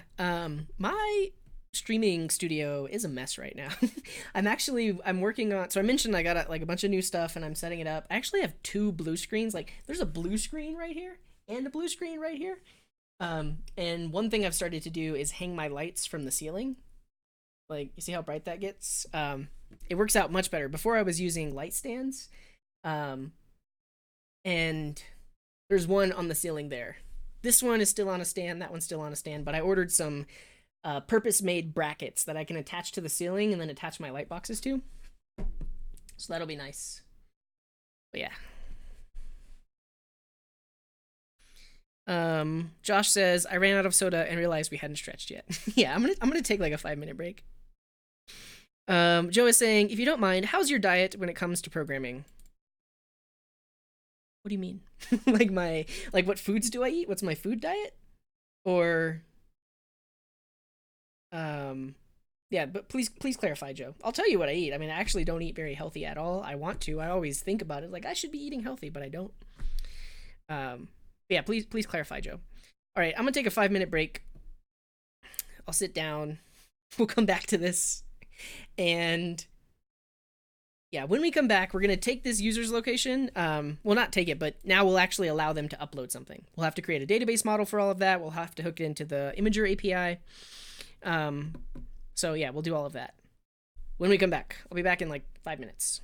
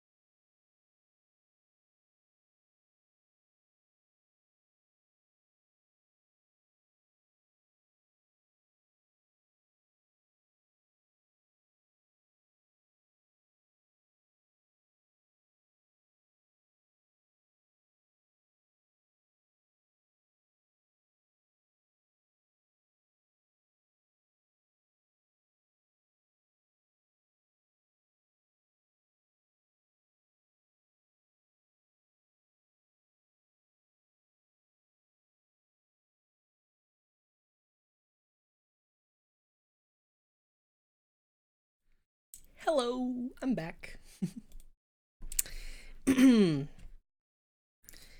Let's see. Ultimate guide on how to code with no bugs, only on CJ's Discord. Is that just trying to get people to join the Discord? I'll take a look later. Yeah, so Joe is asking about guest food. Anything to help you focus more, or you just eat casual food? I really don't watch my diet. And up until today, I have pretty much had takeout food for like the past month. Like every single day, I would order delivery food. I do like Cliff Bars. Usually that's maybe what I'll have for breakfast. Those are somewhat healthy, and that helps me get my day started. And I do like yerba mate. I realize those aren't like substantial foods, but no, I've thought about and potentially tried to eat healthier before, but right now, I don't. No, Bohan, you have to stop with those kind of jokes. Hello, Ronald, who says, have you tried a Strappy CMS or any streaming about Strappy? I think I just tried to start it up locally just to see what it was all about. It seems very interesting. And last time I looked, I don't know if they may not have been at a stable version yet. Let's see what version they're at. Because that was one reason why I potentially didn't use it, because it wasn't stable yet, but I know they were working on it like crazy. It's currently version... does it not have a version? Oh, it's multiple packages. Oh, wow. Version 3 beta. Yeah, last time I looked at it, I think it was just like 0 point something. So I should probably take a look at it. It's very interesting. It's a headless... Is it headless? It's a content management system that uses node.js. So you automatically get like an admin UI where you can add new things, create new tables, set your schemas. It's pretty cool. So yeah, I'll probably do that in the future.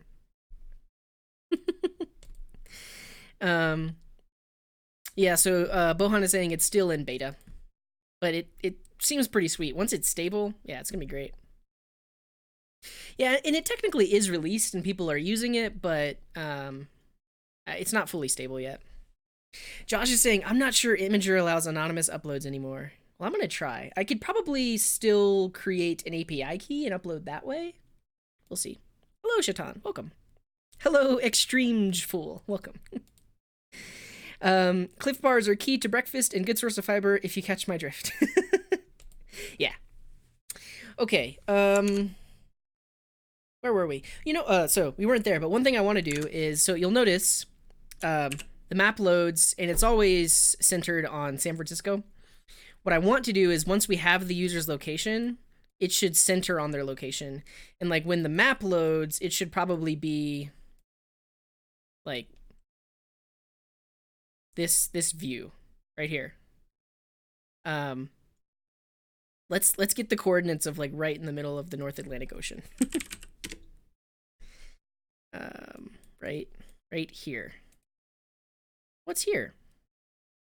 And then that gives us a latitude, longitude. Cool. And so now on map.js, we're going to start off the map at that latitude, longitude. And a zoom level, I don't know if higher is better or more. Let's say a zoom level of 2. Let's see what happens. Yeah, that does it. So that's what I want. So the map should start like this, and then once we have the user's location, it'll zoom in and center on the user's location.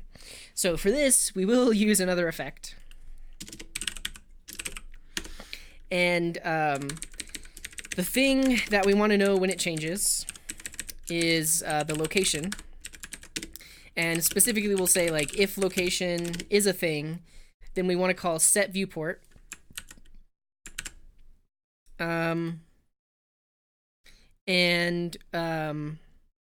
going to spread viewport and then spread location. So that should center it on the user's location. Cool. That's great. I guess the other thing is we'll now set the zoom level to 8. So page loads, we're out here, and then immediately we're there. So let's do this. Let's cancel or like remove our location permissions. Refresh the page. It starts off way zoomed out. We'll say allow, and then it zooms into where we are. That's nice. Very nice. Yeah, I like it. Get all kinds of warnings. Let's see what this one's about. React hook use effect has a missing dependency viewport. Either include it or remove the dependency array. You can also do a functional update if you only need viewport in the set viewport call. Oh, yeah. That makes a whole lot of sense. So what I want to do is say set viewport, and then this will give us a callback with the previous viewport, just like set state in React gives you the previous. So this will give us the previous viewport, and then we'll return an object where we spread viewport. What's this one? Expected parentheses.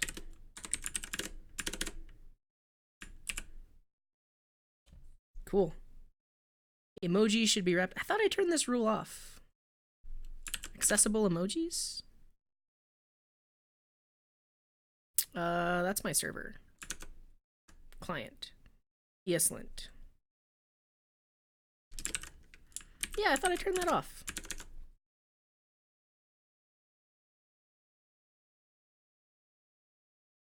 Oh well. Regardless, we've got a functioning map that centers in on the user's location, so that's cool. Oh, Amy says we could make a community app to help promote healthy eating. That would be cool. Yeah, maybe we can do like a challenge or something like that. For a while, I was doing pretty decent. Like I was cooking most nights. I would have like rice and veggies. But I just get lazy. I don't know. If you provide no starting latitude, longitude, will that not center it? That is a great question, and let's see. So, by default, if we don't say latitude, longitude, what happens? And let's remove our location permission. Yep.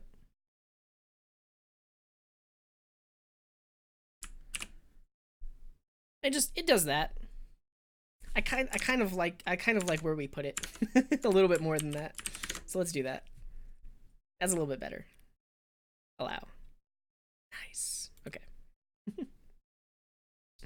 Shantan is asking, storing a JSON web token in local storage would lead to a security issue.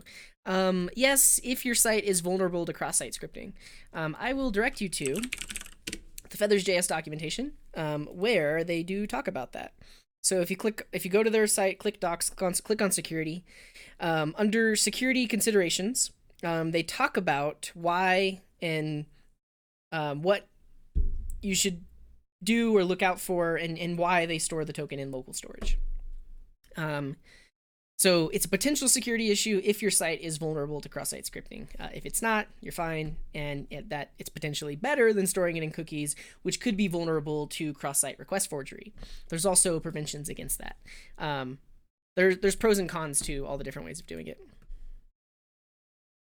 Yeah, Joe says, start watching what you eat as you age up. It does catch up to you.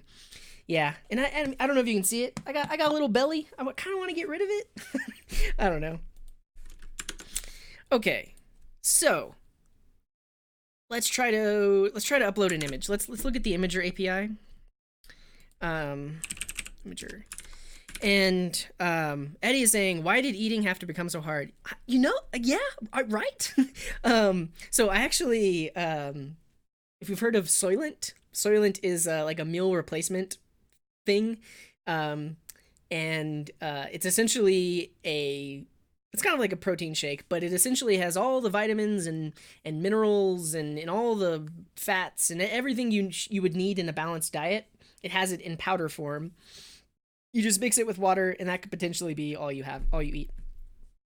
And I had Soylent for a while, and it's a good like breakfast replacement too, because you can just drink one bottle and you're good to go. But Josh is saying, coding on a treadmill, here we come. Have you ever seen the standing desk treadmill? People actually do this. Let's look at images. Yeah, so you can get a standing desk where there's a treadmill underneath it, and people basically like walk all day while they're working. It's a thing. Soylent Green is my kind of people. Yeah, so Soylent, they got the name from what's that movie? I forget what the movie is called, but there was a movie. Is it called? I'm just gonna look up Soylent. Not to be confused with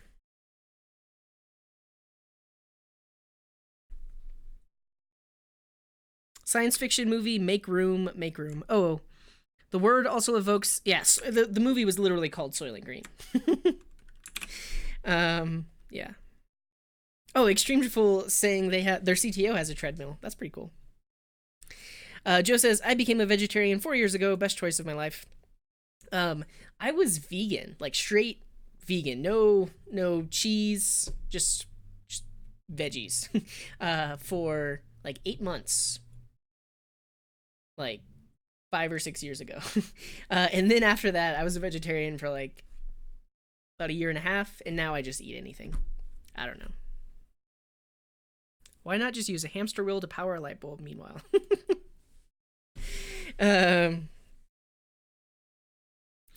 Bohan says, don't fix the linting errors so we can make pull requests and eventually add a line into our CV, like contributor of a huge open source project.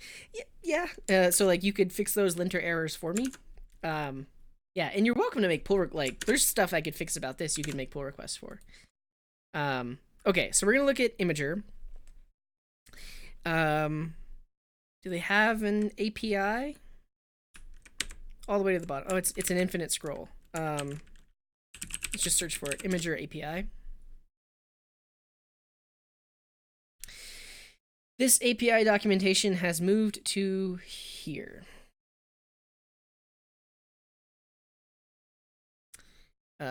Image upload. Upload a new image or video. Authorization just needs the client ID. Yeah, so we probably can't do anonymous image uploads. Let's try it. We're just going to copy this curl command.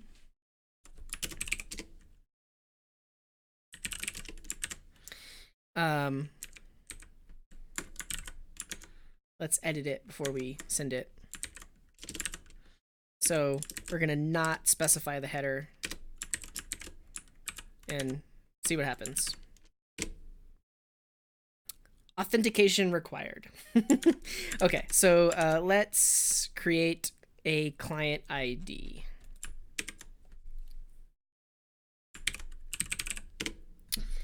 I guess we'll have to sign up. Username. Snapgarden. Email. All right, I'm gonna hide my screen.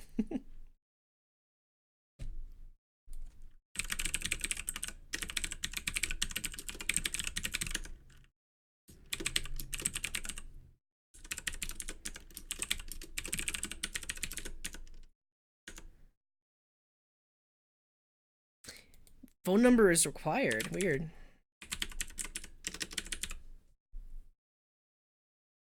Phone number is too long? What?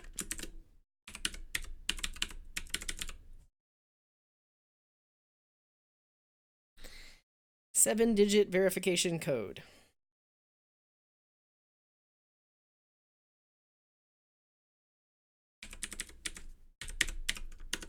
I am not a robot.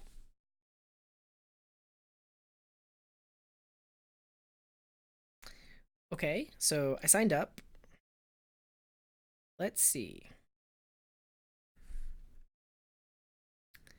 My account is verified. Applications. Security. Ooh.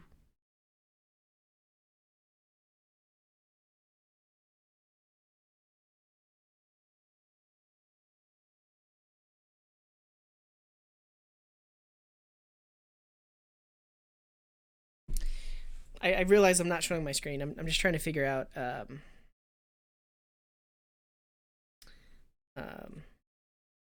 did my mouse sharing stop working? Oh no. Registration gives your client ID and secret, which can use. Okay. I don't want that. I want to create a new application. How do I do that? Register an application. Each client must register their application and receive the client ID and secret. Oh wow, you register by using Postman. Okay, I need to fix my my mouse situation real quick. Right back.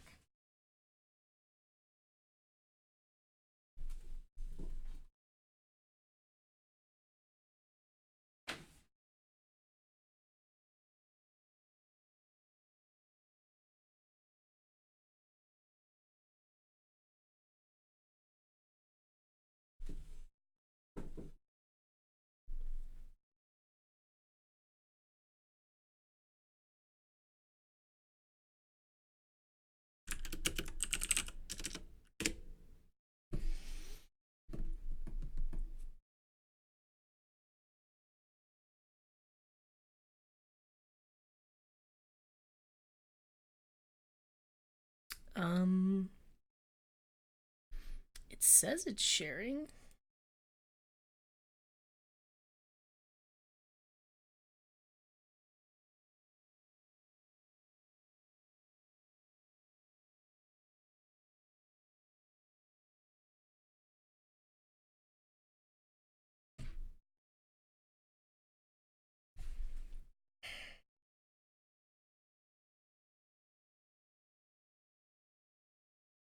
Man, now my mouse is stuck on the other screen.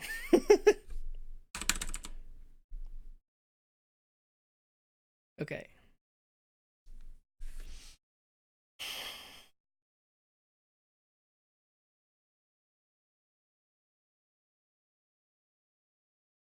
Waiting. Waiting. Oh my goodness. You know what? I need a KVM switch. That's like a hardware thing that lets you share. There we go. Okay, we're back. um, cool. Joe says a treadmill would be great to use with first person shooter VR mode. Yes. Have you seen those? I think it's called like the Omni treadmill. It's like a circle, and you can like run in all directions for VR. It's really cool. Josh is saying you could make users provide their Imager client ID. I mean, I guess I could technically have login with Imager, but then you have to log in with two different services. Commercial usage. Your application is commercial if you're making money with it. I'm not making money.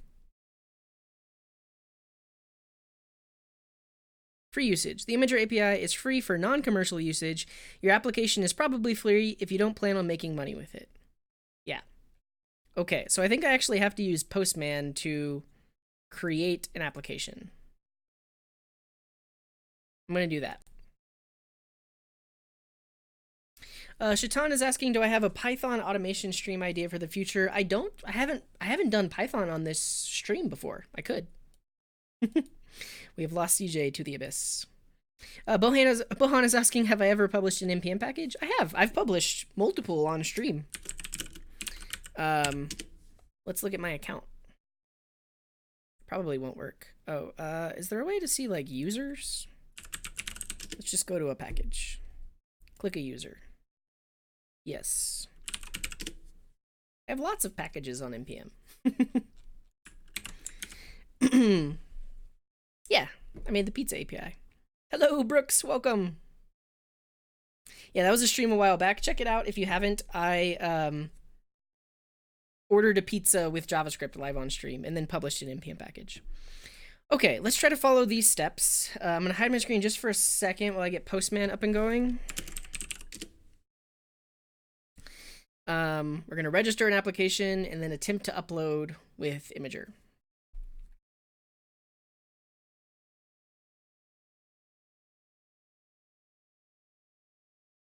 Cool.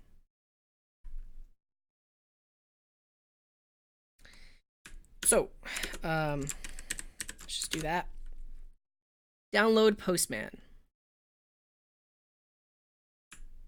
Wait, can I just go here? Oh, here we go. Yeah, I'll just do this. Let me hide my screen while I fill this form out. Application name, Snap Garden. Anonymous usage without user authorization. Authorization callback URL.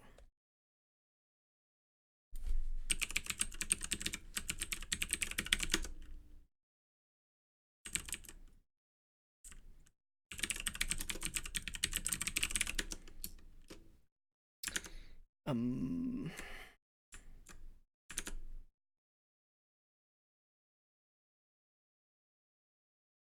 filling out a CAPTCHA. I gotta find all the bicycles. I only see 2 bicycles.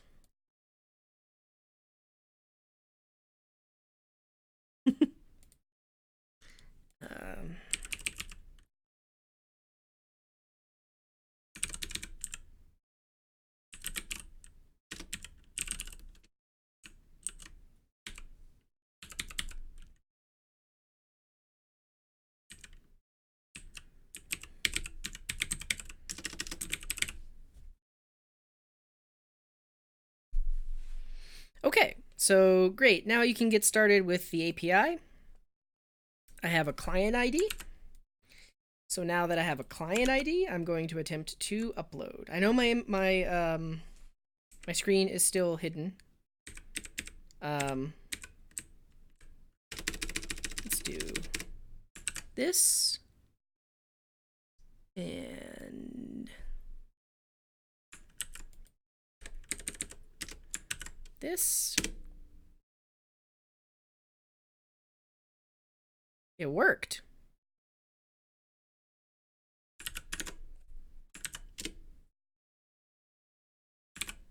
Cool. Yeah, that's great. Okay, so I have a client ID. I'm going to show my screen now. So now that I have a client ID, I should be able to just call image upload, and I'm doing anonymous uploads with my given client ID. So let's just yeah, so in, I guess, the map component, is this where I want to do it? I kind of want to just, like, when the app loads up, let's try uploading an image to the Imager API. Could this be a hook? Could we have a hook called use upload image?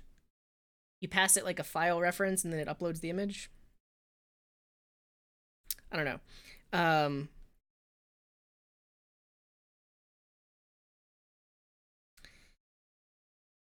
Let's do this. So in our nav bar, so if we look at the map, we have the nav bar here. I want to have another button that says like upload image.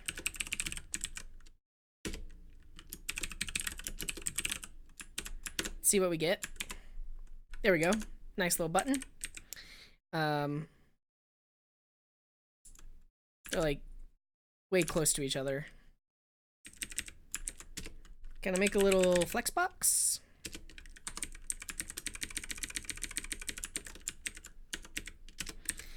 Yeah, we have some CSS. Let's say class equals, or class name equals nav bar buttons.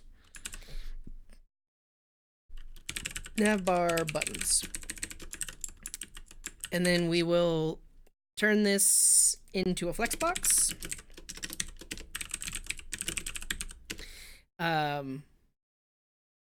Justify content space between. Should be on opposite ends. Am I bringing index.css in? App.js, index.js, index.css, and then in the nav bar, class name is navbar-buttons. Oh, it probably needs a width.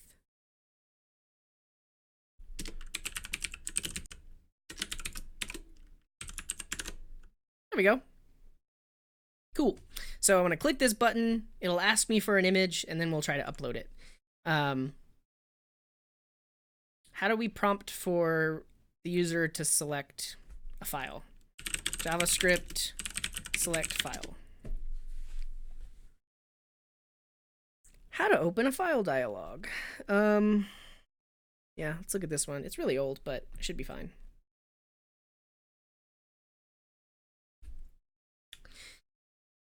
Create a button and an invisible input. Trigger the button to click it. Oh, I see. Yes, yes, yes. We can do that.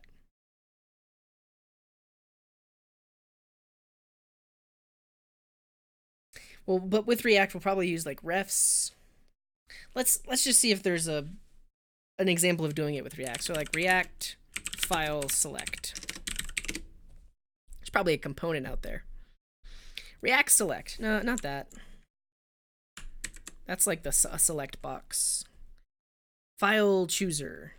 Yeah, that's what I want. File chooser. Example of a file picker in React Native. We're not in React Native though. React file picker? We have an input. I mean, it's probably just going to do the same thing as if we coded it manually, but file picker, on change, on error, click the button.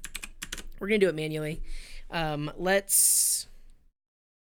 could create a component called, we're going to create a component called file upload. That's what we're going to do.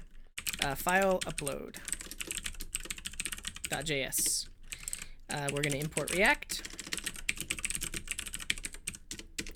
We're going to create our component.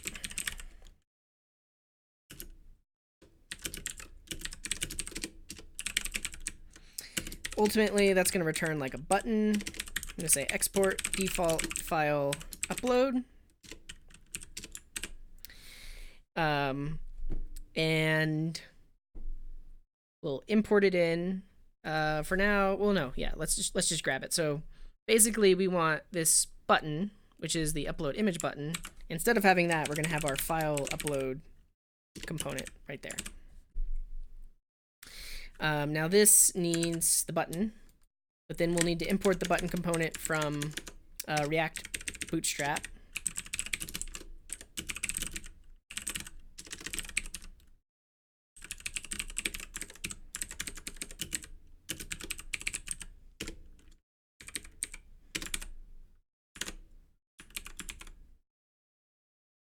Still works, cool.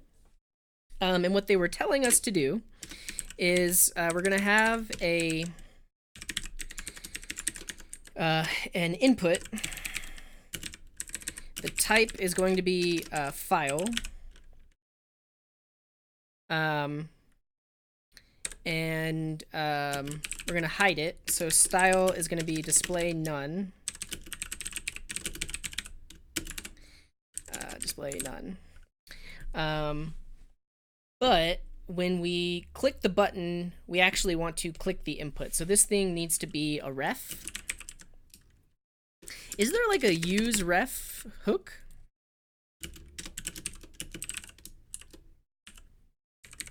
Use ref. Returns a mutable ref object. Yeah, let's look at the docs. Hey, look at that. They're doing exactly what we're doing. So you say use ref with null, and then you point the input at it. That's great. It's easy. So we'll say input ref equals use ref with null, and then we'll say input ref equals input ref. And then when they click the button, we want to I don't think we want to focus the input. I think we just want to say like input ref dot click. Let's see what we get in that input ref. Like what props does it have? So we'd have to do dot current. Yeah, we probably want to do dot current dot click. So we'll say when the button is clicked, so on click, I'm going to say input ref dot current dot click. All right, what do we get? There we go. It found my location. Upload an image. Cool. Yeah, and then we'll just upload the Coding Garden logo. This is great. Okay, so we can click it. That's awesome. After we click it, we're gonna get access to the files. Let's take a quick stretch. Whew. So I think what we need to do is we need to listen for when the value of this input changes. So this is what we're gonna do.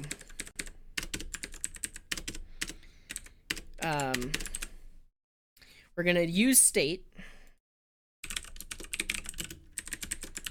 and we'll say file and set file equals use state with null. And initially, the value is going to be file, and then on change, we're going to get access to the event. We want to grab the target.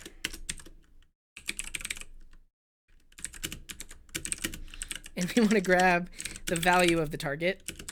I realize that's really messy, but then we're going to say set file with value. Cool. So why is this complaining? Extra spaces. We get a file. When it's changed, we set the file. Honestly, I don't know if we actually even want to set the file. I think the moment we choose a file, we're just going to upload. So I don't think we need to even keep track of this. I think what we're gonna do is whatever file they choose right here, we're going to upload it. So for now, let's just log that value.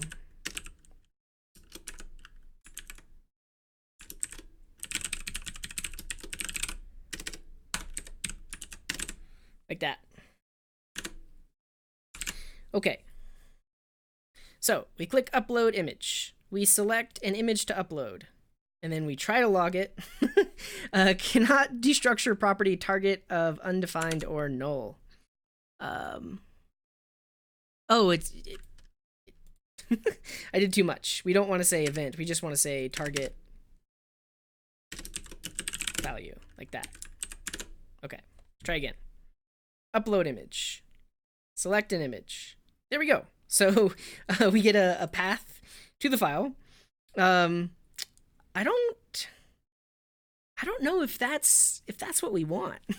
I think what we also want to do though is potentially read that in as base64, and then that's how we're going to upload it to the API. Because we can see here, image is a binary file, base64 data, or URL for an image.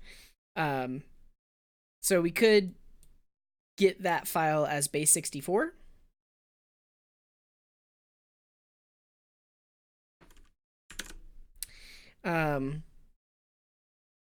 Actually, though, I want to look at input ref. I think one of the properties is like files. We can look this up, but let's say input ref dot current dot files. I think that's a thing. It's not just the path.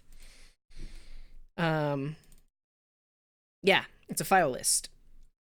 And then this has more info, and I believe this like file thingy is what we can attach as the image property, and it'll handle all that under the hood. We'll see.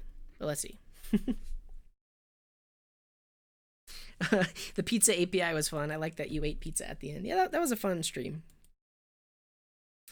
Josh is saying you can custom hook the image upload.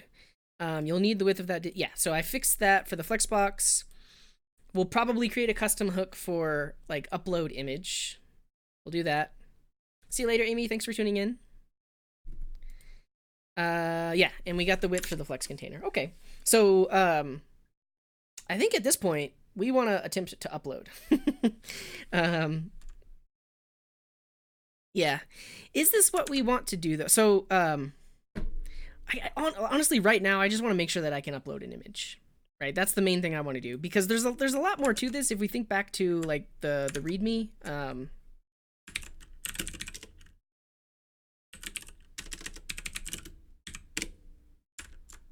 don't open that. Code, right here. If you look at our main README,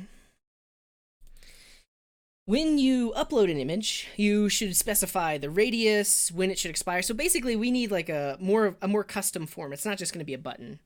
But before we get to that, I just want to make sure that I can actually upload an image with the Imager API. So that's where we're at right now. Let's just do it inline.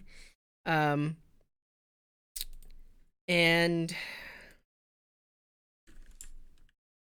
yeah, I think we're gonna, yeah, that's what we'll do right here. Let's just try to fetch.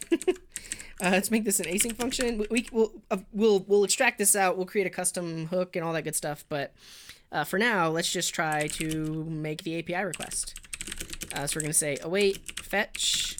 The URL that we want to go to is this one.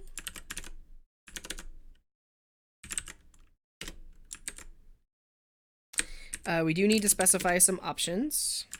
So the method is post.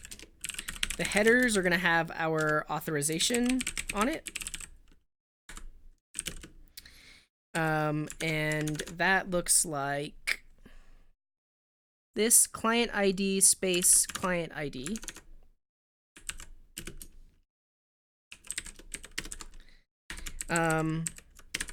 And I'm going to add an environment variable. So process.env.react app Imager client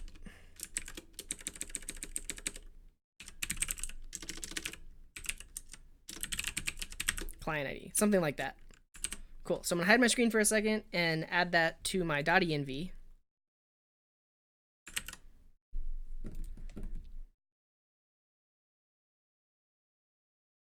.env.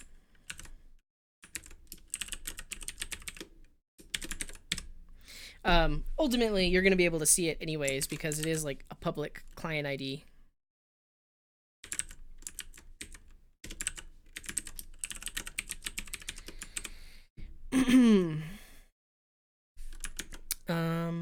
But I'm hiding it anyways. If you look at applications, client ID, we'll grab that. Put that there. So that should be good. Show you my, wait, oh.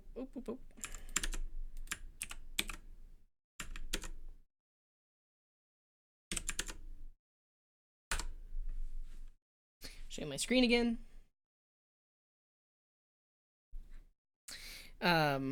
Okay, so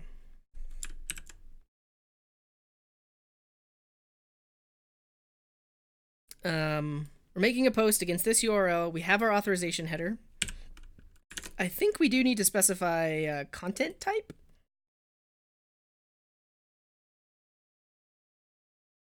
I don't know. I might need to read this file in as base64. Maybe we'll do that. Let's see. JavaScript file picker get base64. Get base64 encoded file data from input form. This is kind of what I want to do. So I can say file.get as data URL only works in Firefox.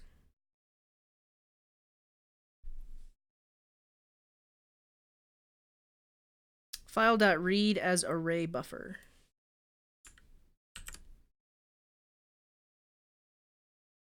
This is from 2011. It's really old. Read as data URL. Let's look at this on MDN.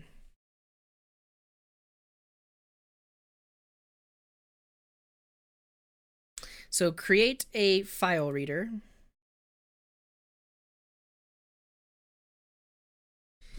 And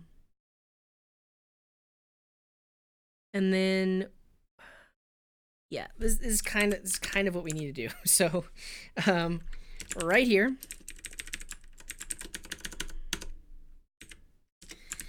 we'll say const reader is a new file reader. When it loads,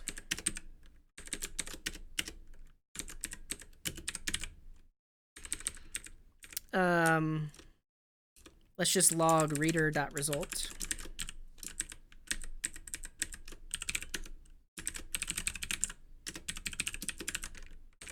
like that. And right here is where we want to say reader.read as data URL. We'll say input ref.current.files at 0. .file, I think. So let's not call the API. Let's just see what happens here. Upload image, choose our image. Wow, it worked. So we get the base 64 encoding of it. So that's awesome. So now that we have the base 64 encoding, the image property of our body is going to be that base 64 data. So basically this fetch needs to happen inside of here with reader.result. So this is now an async function. And then for body, we're going to want to json.stringify this object where the image property is reader.result.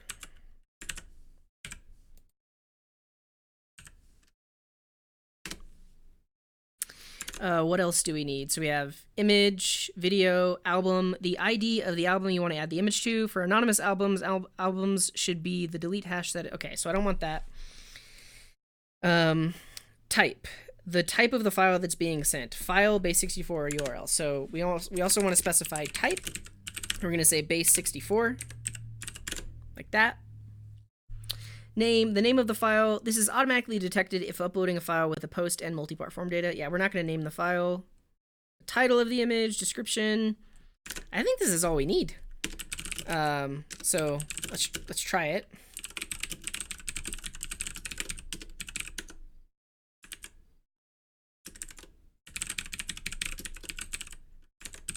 Okay, so and really, we don't even need that. So when they select a file, this function will get called. We're going to bring in a file reader, load that file as a base64. Then once we have the base64, we're going to post it to Imager and see what happens. I'm going to restart my React app because I did add an environment variable. So I believe I need to restart before things will work. So let's restart that.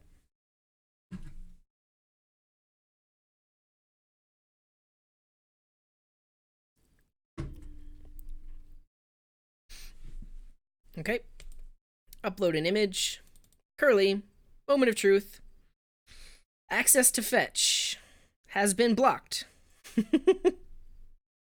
I might have to specify like allowed origins or something like that. Because we can see in the options request, access control allow origin star. But it could be I need to add localhost 3000 as a valid origin.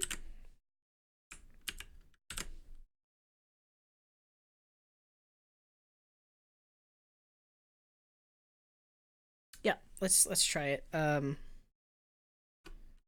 gonna hide my screen again. I'm gonna go into my Imager application settings.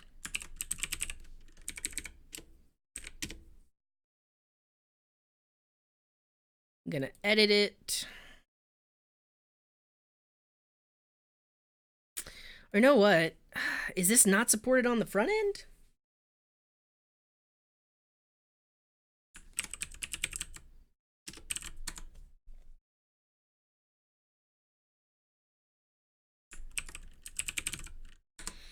Am I gonna have to add a backend endpoint that like uploads it for the user?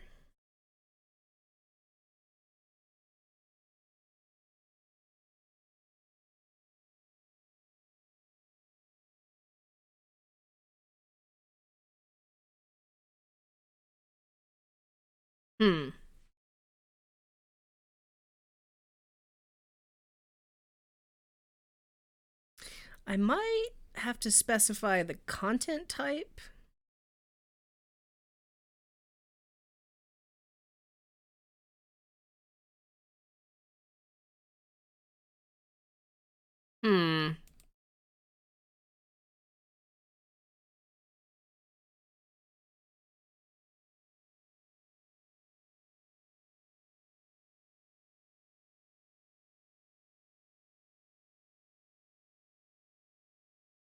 No. It could be, I don't know. I mean, I feel like their API does support cores by default. If it doesn't, we potentially will need to upload from our backend. But let's see. Extremeful is asking, have I ever worked with observables? Not quite. I know the observable spec got scrapped, but are you talking about RxJS? Because I've only worked with that a little bit because they do have observables. I'm not super familiar. Google spookily whispers modal through the ether. Yeah, I'll have like a modal pop up, and that's where the user will put in all their info. Yep, so I ended up using a file reader. We read it, we got it. And they're saying, I would guess Imager wants you to whitelist origins, but I couldn't find any place to do that. Maybe we'll find it.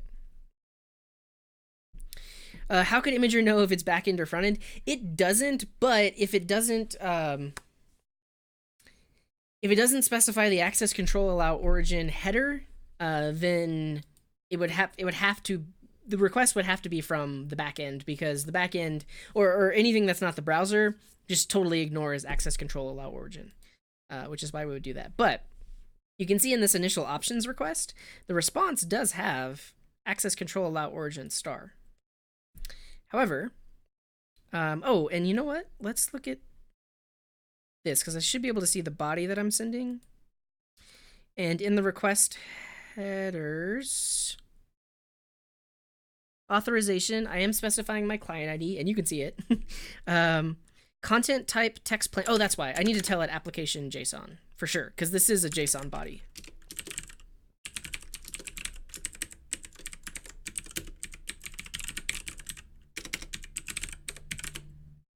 Yeah, let's try this.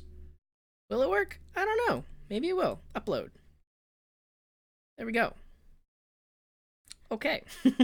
Let's check it out. So it failed with a 415 error. That's different from a 4... Wait, is that what it was before? It might have been the same. But we can see content type is application JSON. We have our authorization header.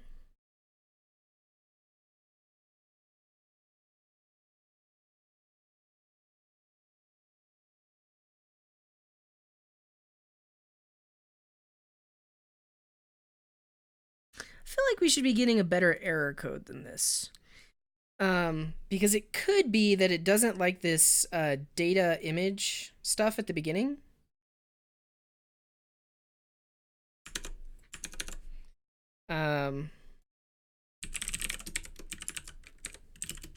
Nothing. That way it's just straight base 64. Try again.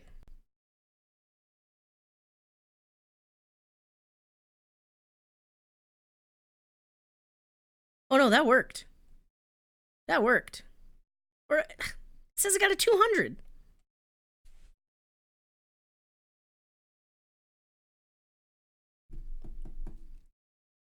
Okay.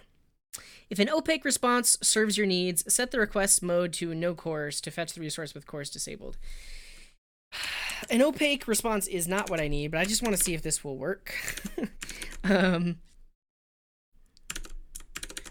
On fetch, can you specify mode? No cores.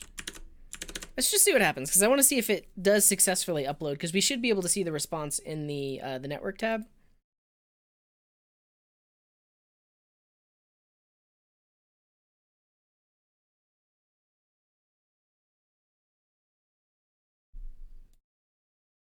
Error 401, unexpected end of input.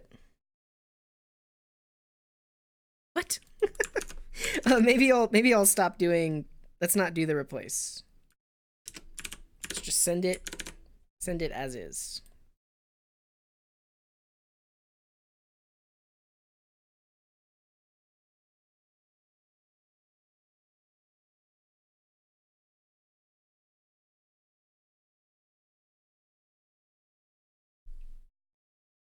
Wait.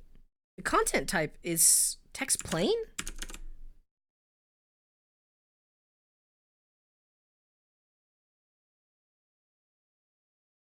Oh. Is that because of the cores mode? Here's what I'm gonna do. I'm gonna run this in Postman. And if it works there, we know that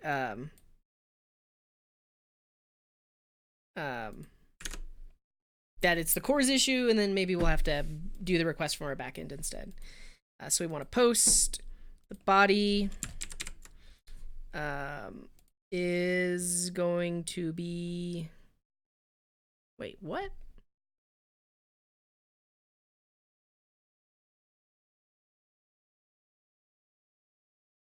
This is weird. Why is this weird?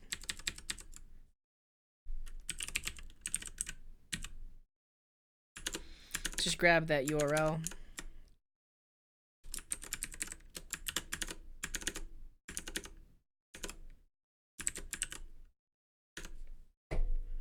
Oh, there it is. They changed the UI. It's supposed to be raw JSON. And then I want to copy this. Whoa, now. That's just the image value. So we'll say image is that thing. And type is base 64. Cool. For headers, authorization, we'll have our authorization header. Oh, it's gone.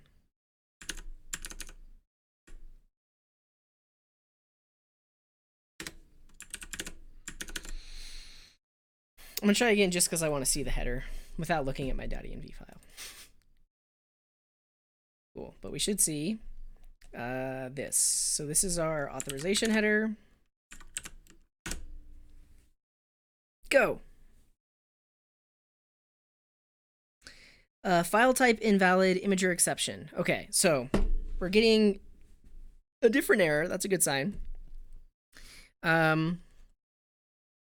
We specified image and we specified type.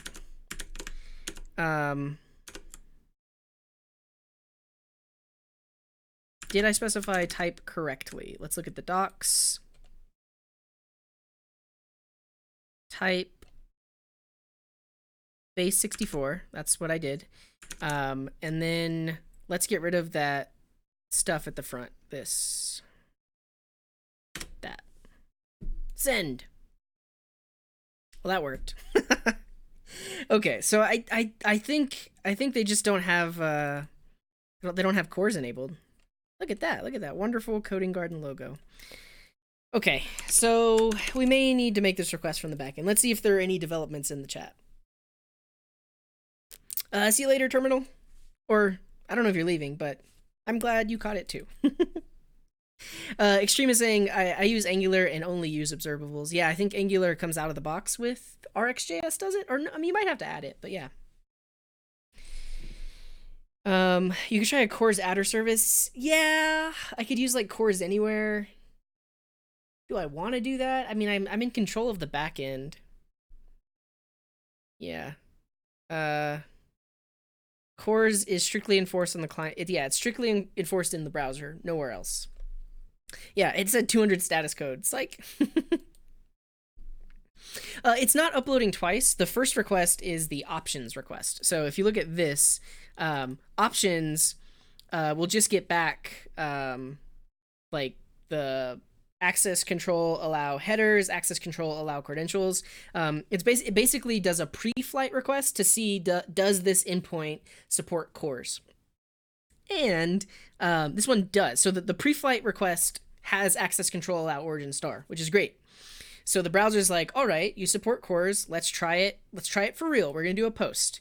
But it does the post, and then things fail. So we know for sure that we have to get rid of that. Let's do this.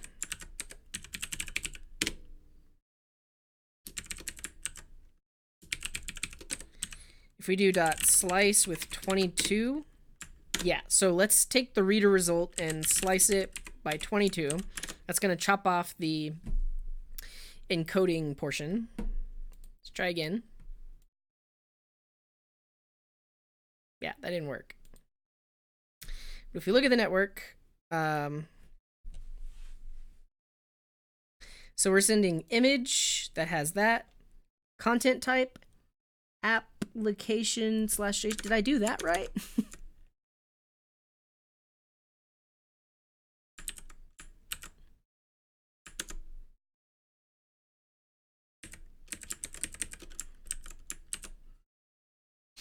Let's take a quick stretch.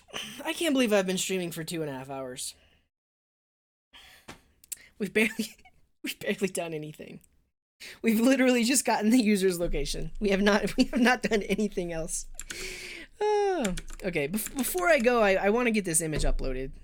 Let's see, content type, application JSON. I'm gonna leave this open. Does anyone in the chat notice anything weird about this request? So we're posting. Oh, and actually, in Postman, I can see if the response has access control. It doesn't. So the pre-flight request has cores enabled, but the actual response doesn't. So it's working. That's why it's a 200 status code, because it's literally uploading it. But this response doesn't have access control allow origin star. Yeah. Hello, Tamari. Welcome. Why do I stream on YouTube versus Twitch? I just find that on YouTube, there are more people looking for coding tutorials or coding streams than on Twitch. So the YouTube algorithm will suggest my video to people. That's one reason. And I like the fact that the video is instantly available on demand on YouTube when I'm done, instead of, what a lot of people do is stream on Twitch, and then afterwards the upload goes to YouTube. That's mainly why. Hello, John from Chile. Josh is offering up a cores adder. So if we basically put the request through this endpoint, it's going to add cores for us. Let's see if this works. If this works, I'm going to stop streaming, and then we'll make a plan. Next time we'll figure out how we're going to get this image uploaded, and maybe we will just use like an S3 bucket or something like that, because if we have to go through all of this trouble of uploading on the back end anyways, we'll do it properly. Here we go. Josh, this is going... Oh, no. 404 not found. Is that not how your cores adder works? Let me know how your cores adder works. Invalid URL.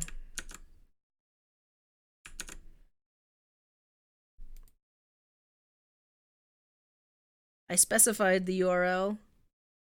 Do I have to do anything in particular? Let me know. Yes, John, in the last part, in the last video, which is also, I think that one was like 4 hours long. But yes, we already added OAuth, so I can log out really quick. When the page loads, all you see is this login with Google button. We can see the Feathers client is saying, hey, you're not authenticated. If we click login with Google, we get redirected to a page where we can choose our account, and then we get redirected back, and now we're logged in. So yeah, we added that in the last video. I have tried Insomnia. I still prefer the layout and the UI of Postman. Oh, cores adder is GET request only. Okay, so we'll use cores anywhere, just to see if it works. Not that. There's a website, Cores Anywhere. Cores Anywhere. They have it hosted like on Heroku or something like that. Here it is, Cores Anywhere. This essentially proxies the request and adds the cores header to it. Like I said, we're in control of the backend. Technically, we could just write a route that uploads this file, but I thought this was going to be easy. Let's see. Ta-da! It worked. Let me get a nice little URL.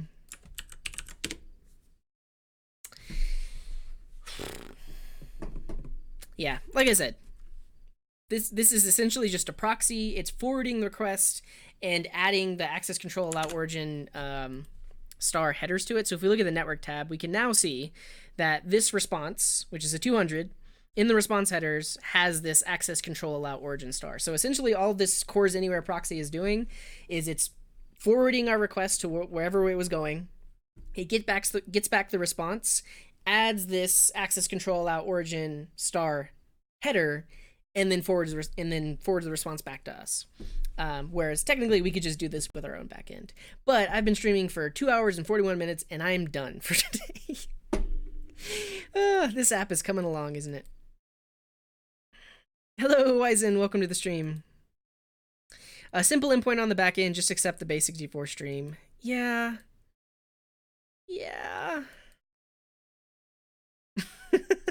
Finally. Eddie is saying, I could watch you just type lorem ipsum for hours. You know what? We're already here. What time is it? It's almost 10 o'clock. We're already here. Let's just create a backend route because we haven't touched the backend today. So you know what I'm going to do? I'm going to create a custom FeathersJS service for file uploads. So in the server directory, I'm going to say feathers generate service. We want a custom service. The name of the service is upload. It's going to be registered on /upload. Does this require authentication? Yes. There we go. So our backend now has a custom service called upload. Here we go. This is doing all the good stuff. Let's fix the linter errors. Ultimately, what we want to modify, though, is the class, because the class is where all of the methods are. The only method I'm going to implement is create, because that's just going to be a post for upload. You can't get uploads. There's going to be a separate service for like listing all the images and all the points on the map. So this service is literally just going to have a create method. There we go. So we're going to get the data. Data is going to have like that image property, and then our backend is what's ultimately going to make the request out to the Imager API. So basically, this code right here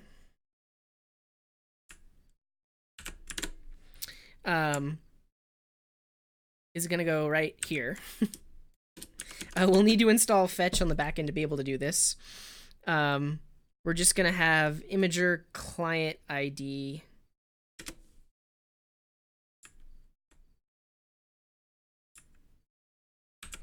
We'll do this. We'll say, wait, do we have access to the app? Let's go to the FeathersJS docs. What does our class get access to in that in the method? FeathersJS.com. Get started. API. Services. Data and params. We want to see what is in the params object. See params. Params.query, params.provider, params.authentication. Because what I'm looking for is something like app. So I can say app.get to get one of my configuration values, so I can store the Imager client ID in my configuration.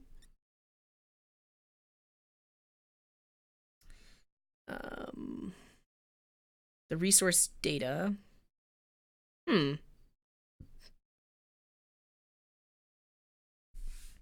guess technically I could pass the app into the service constructor right here. Oh, I do. Options, comma, app. Well, you didn't give that to me. So I'll just say app, and then I'll say this.app equals app. And then right here, what I want to say is this.app.get Imager client ID. Let's just call it Imager, like that. We need to fix. We're gonna fix all of this. We need to install fetch, all that good stuff. But what this says is get the Imager value from my config. So in my config, I'm gonna add Imager down here, and I'm gonna say its value is Imager client ID, just like that. And then in my .env, I'm going to add the imager client ID, so that way it can be specified when it's deployed. So I'm going to hide my screen for a second, update my .env.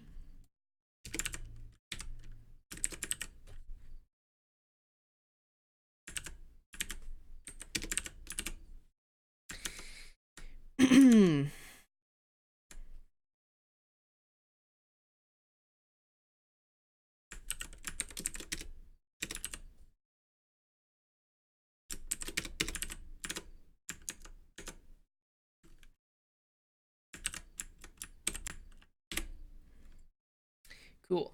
So you can see here in my .env sample, I have imager client ID specified.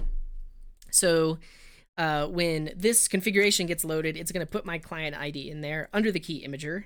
And then when this thing gets called, app.getImager is going to get my client ID. So that should be good there. Let's just put this in a variable called headers so we can debug it. Like that, and we're just going to log headers so we can see what's happening. It's going to do a fetch. We're not going to have to do this. Really, I just want to say like data.image, because data is going to be what was sent to the server. So we're going to make a post request that has the image data in it. Cool. Let's do JSON equals await response .json, and then ultimately we're just going to return JSON, which will get returned to our front end. Cool. So now we need fetch to make sense. So in our backend here, we're going to do npm install node fetch, which is fetch you can use on the back end.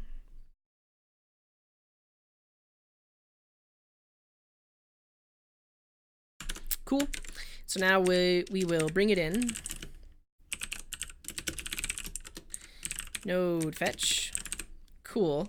So this is going to make the post request, specify the body, and then now our front end needs to make a call to our upload service, to the create method, and it needs to pass in an image property. So if we go to the client, that was like a partial API key. I'm not worried about it. But now on the client, instead of directly calling fetch, I actually just want to use the feathers client mutation. So it's going to be something like this. Let's say like const image equals that. So if you remember, that's the way of getting that base 64, removing that first part of it. So now we have the base 64 stuff. And then now I want to take this image and send it to my backend. For that, I'm going to use a mutation. So Figbird, which is the library we are using for communicating with our Feathers backend, I believe has a use mutation. And then we get access to create. And then we can call create and pass in that object. So I'm going to import use mutation here in file upload. So use mutation, which comes from Figbird.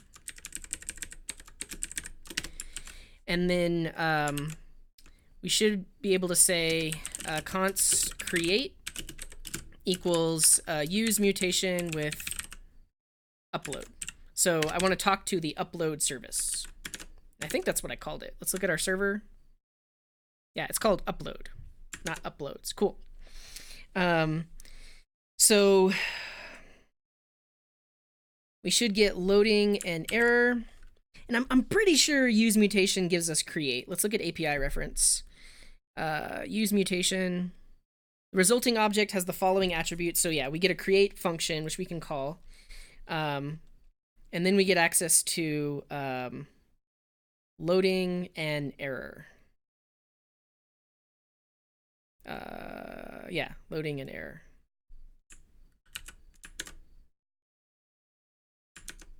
Front end code. This probably isn't the best way to do it.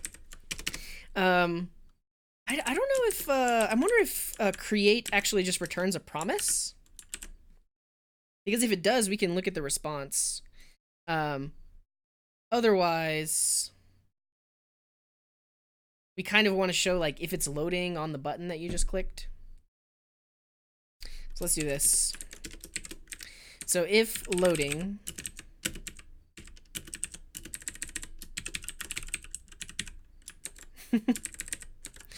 otherwise it's gonna say upload image. What is this complaining about? Okay, there we go. And then if there was an error, we're going to show the error. Else we're going to say no error.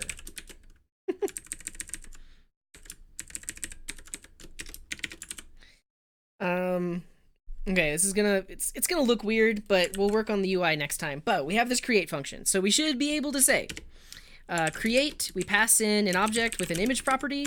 That's gonna call our backend and attempt to upload this thing to Imager. I wonder if we get the response. I'm gonna see if this is an async function. It may or may not be. I don't know. Their API docs aren't very fleshed out.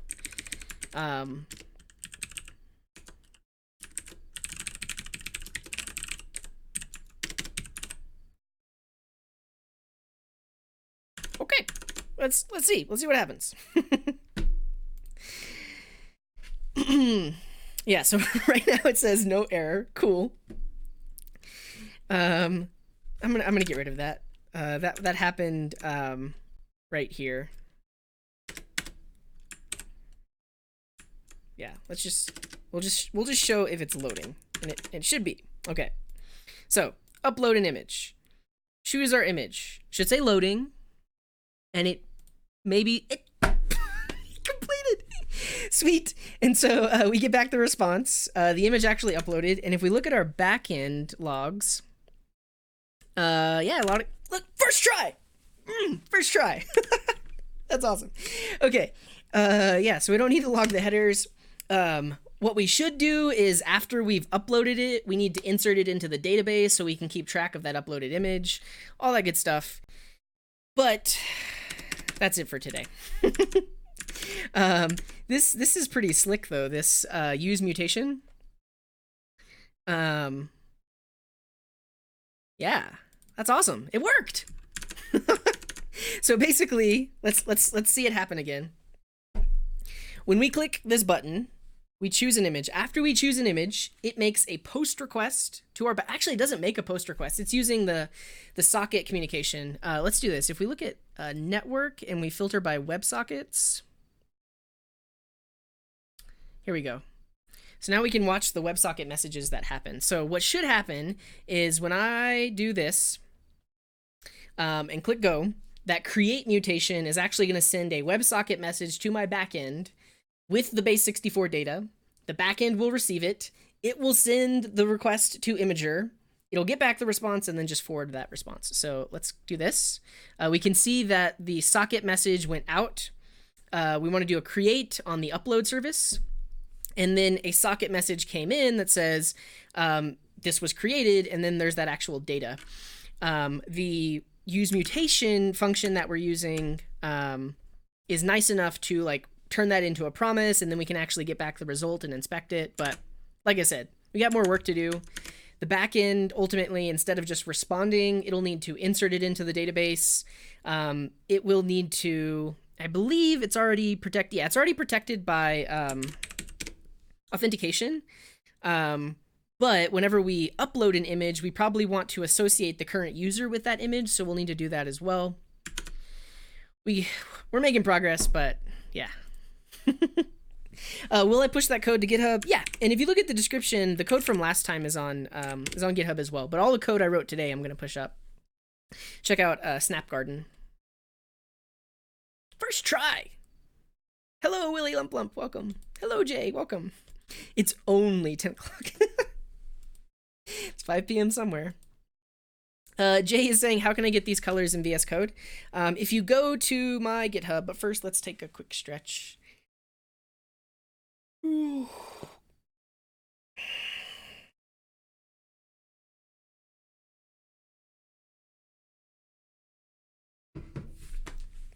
If you go to my GitHub, search for VS code-settings.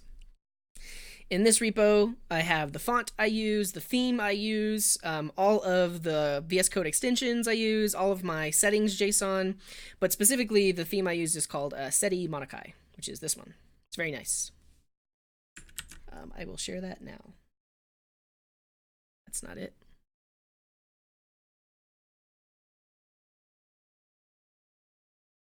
There it is. Time for an ice cold LaCroix. Yes. Excuse me. No progress, no progress, no progress. Done. Development in a nutshell. Yeah.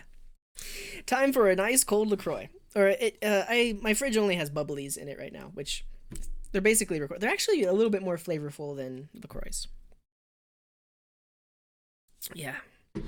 Joe is asking, what shortcuts are you using to fix linter bugs? I will show you. So I was in this hooks file, and it doesn't like that there's not a trailing comma there. It doesn't like that there's not spaces on each side. There might be a direct shortcut, but usually what I do is Command-Shift-P or Control-Shift-P if you're on Windows, and then search for ESLint fix all auto-fixable problems. Hit Enter, and then that fixes anything that was automatically fixable, like trailing commas or extra spaces. So yeah. Yep. I use a 2-space tab.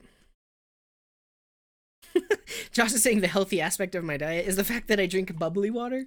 I don't think so, because I probably should be drinking real water.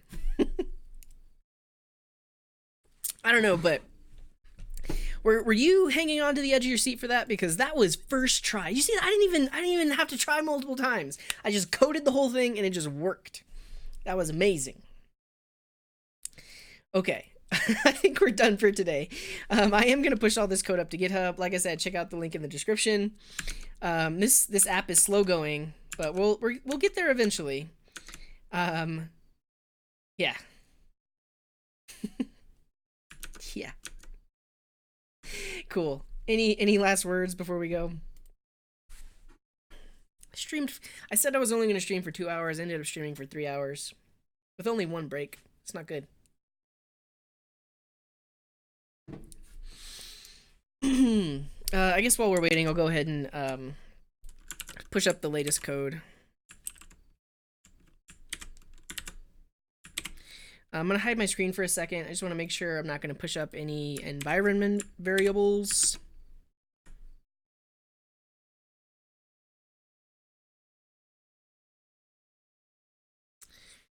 Yeah,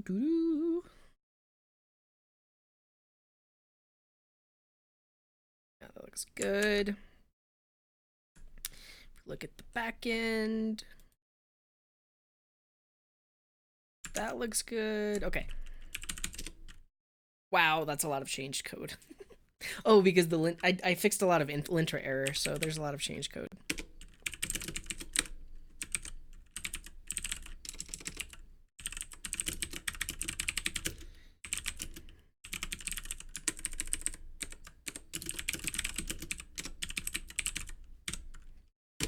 We did 2 things today. We got the user's location and we uploaded a file. We did a lot of debugging though, and we wrote a custom hook. That's something to, that's something to be proud of. let's look back at our custom hook. So we wrote this hook called use location. Totally reusable. I could push this to npm if I wanted to. But basically, it's a function. It has some internal state, which is the location itself. And then it uses an effect. An effect is something that if you're calling an API or doing anything that's asynchronous, typically in React, you want to use an effect.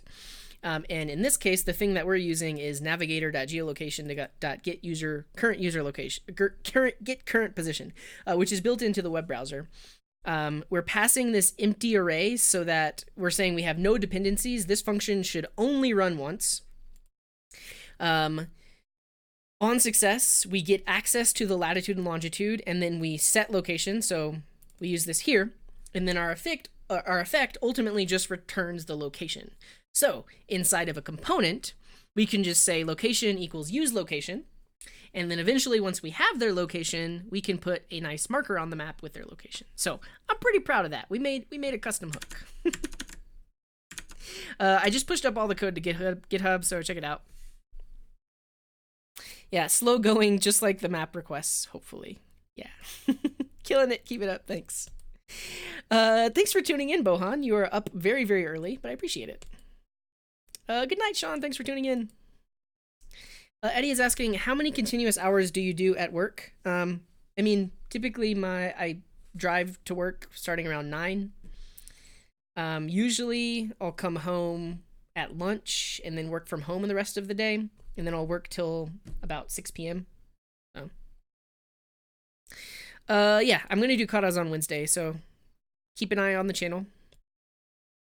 Was the Patreon announcement earlier ever celebrated? No, I got a new patron. let me pull up my my Streamlabs. It should tell me all the stuff that happened.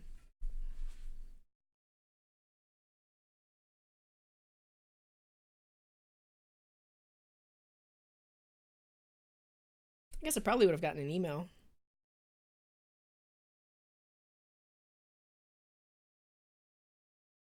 Yeah, I got a new patron. Ryan Davila. Thank you, Ryan. I should be able to put it back up on the screen.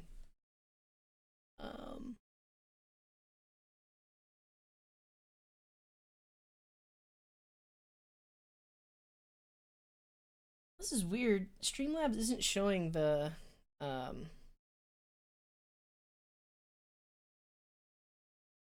if it popped up on the screen, I didn't have my sound on, so I couldn't hear it. But shout out to Ryan, who is now a patron. I appreciate you, Ryan. Let's see if there was anything else. Nope. Okay. 2 hours, 2 things. Not bad. I like the way you think. And Josh is saying it takes about that long to read Dan's article on use effect, which I'll probably do tonight. This one. Yeah. Okay, I'm going to go. Thanks, everyone, for tuning in. This was fun. This app is very slow. This is probably the slowest going app we've worked on so far. Is it because we're using React? Probably. I don't know. But yeah, thanks for tuning in. Wherever you are in the world, have a wonderful morning, afternoon, evening, or night. Until next time, here's this.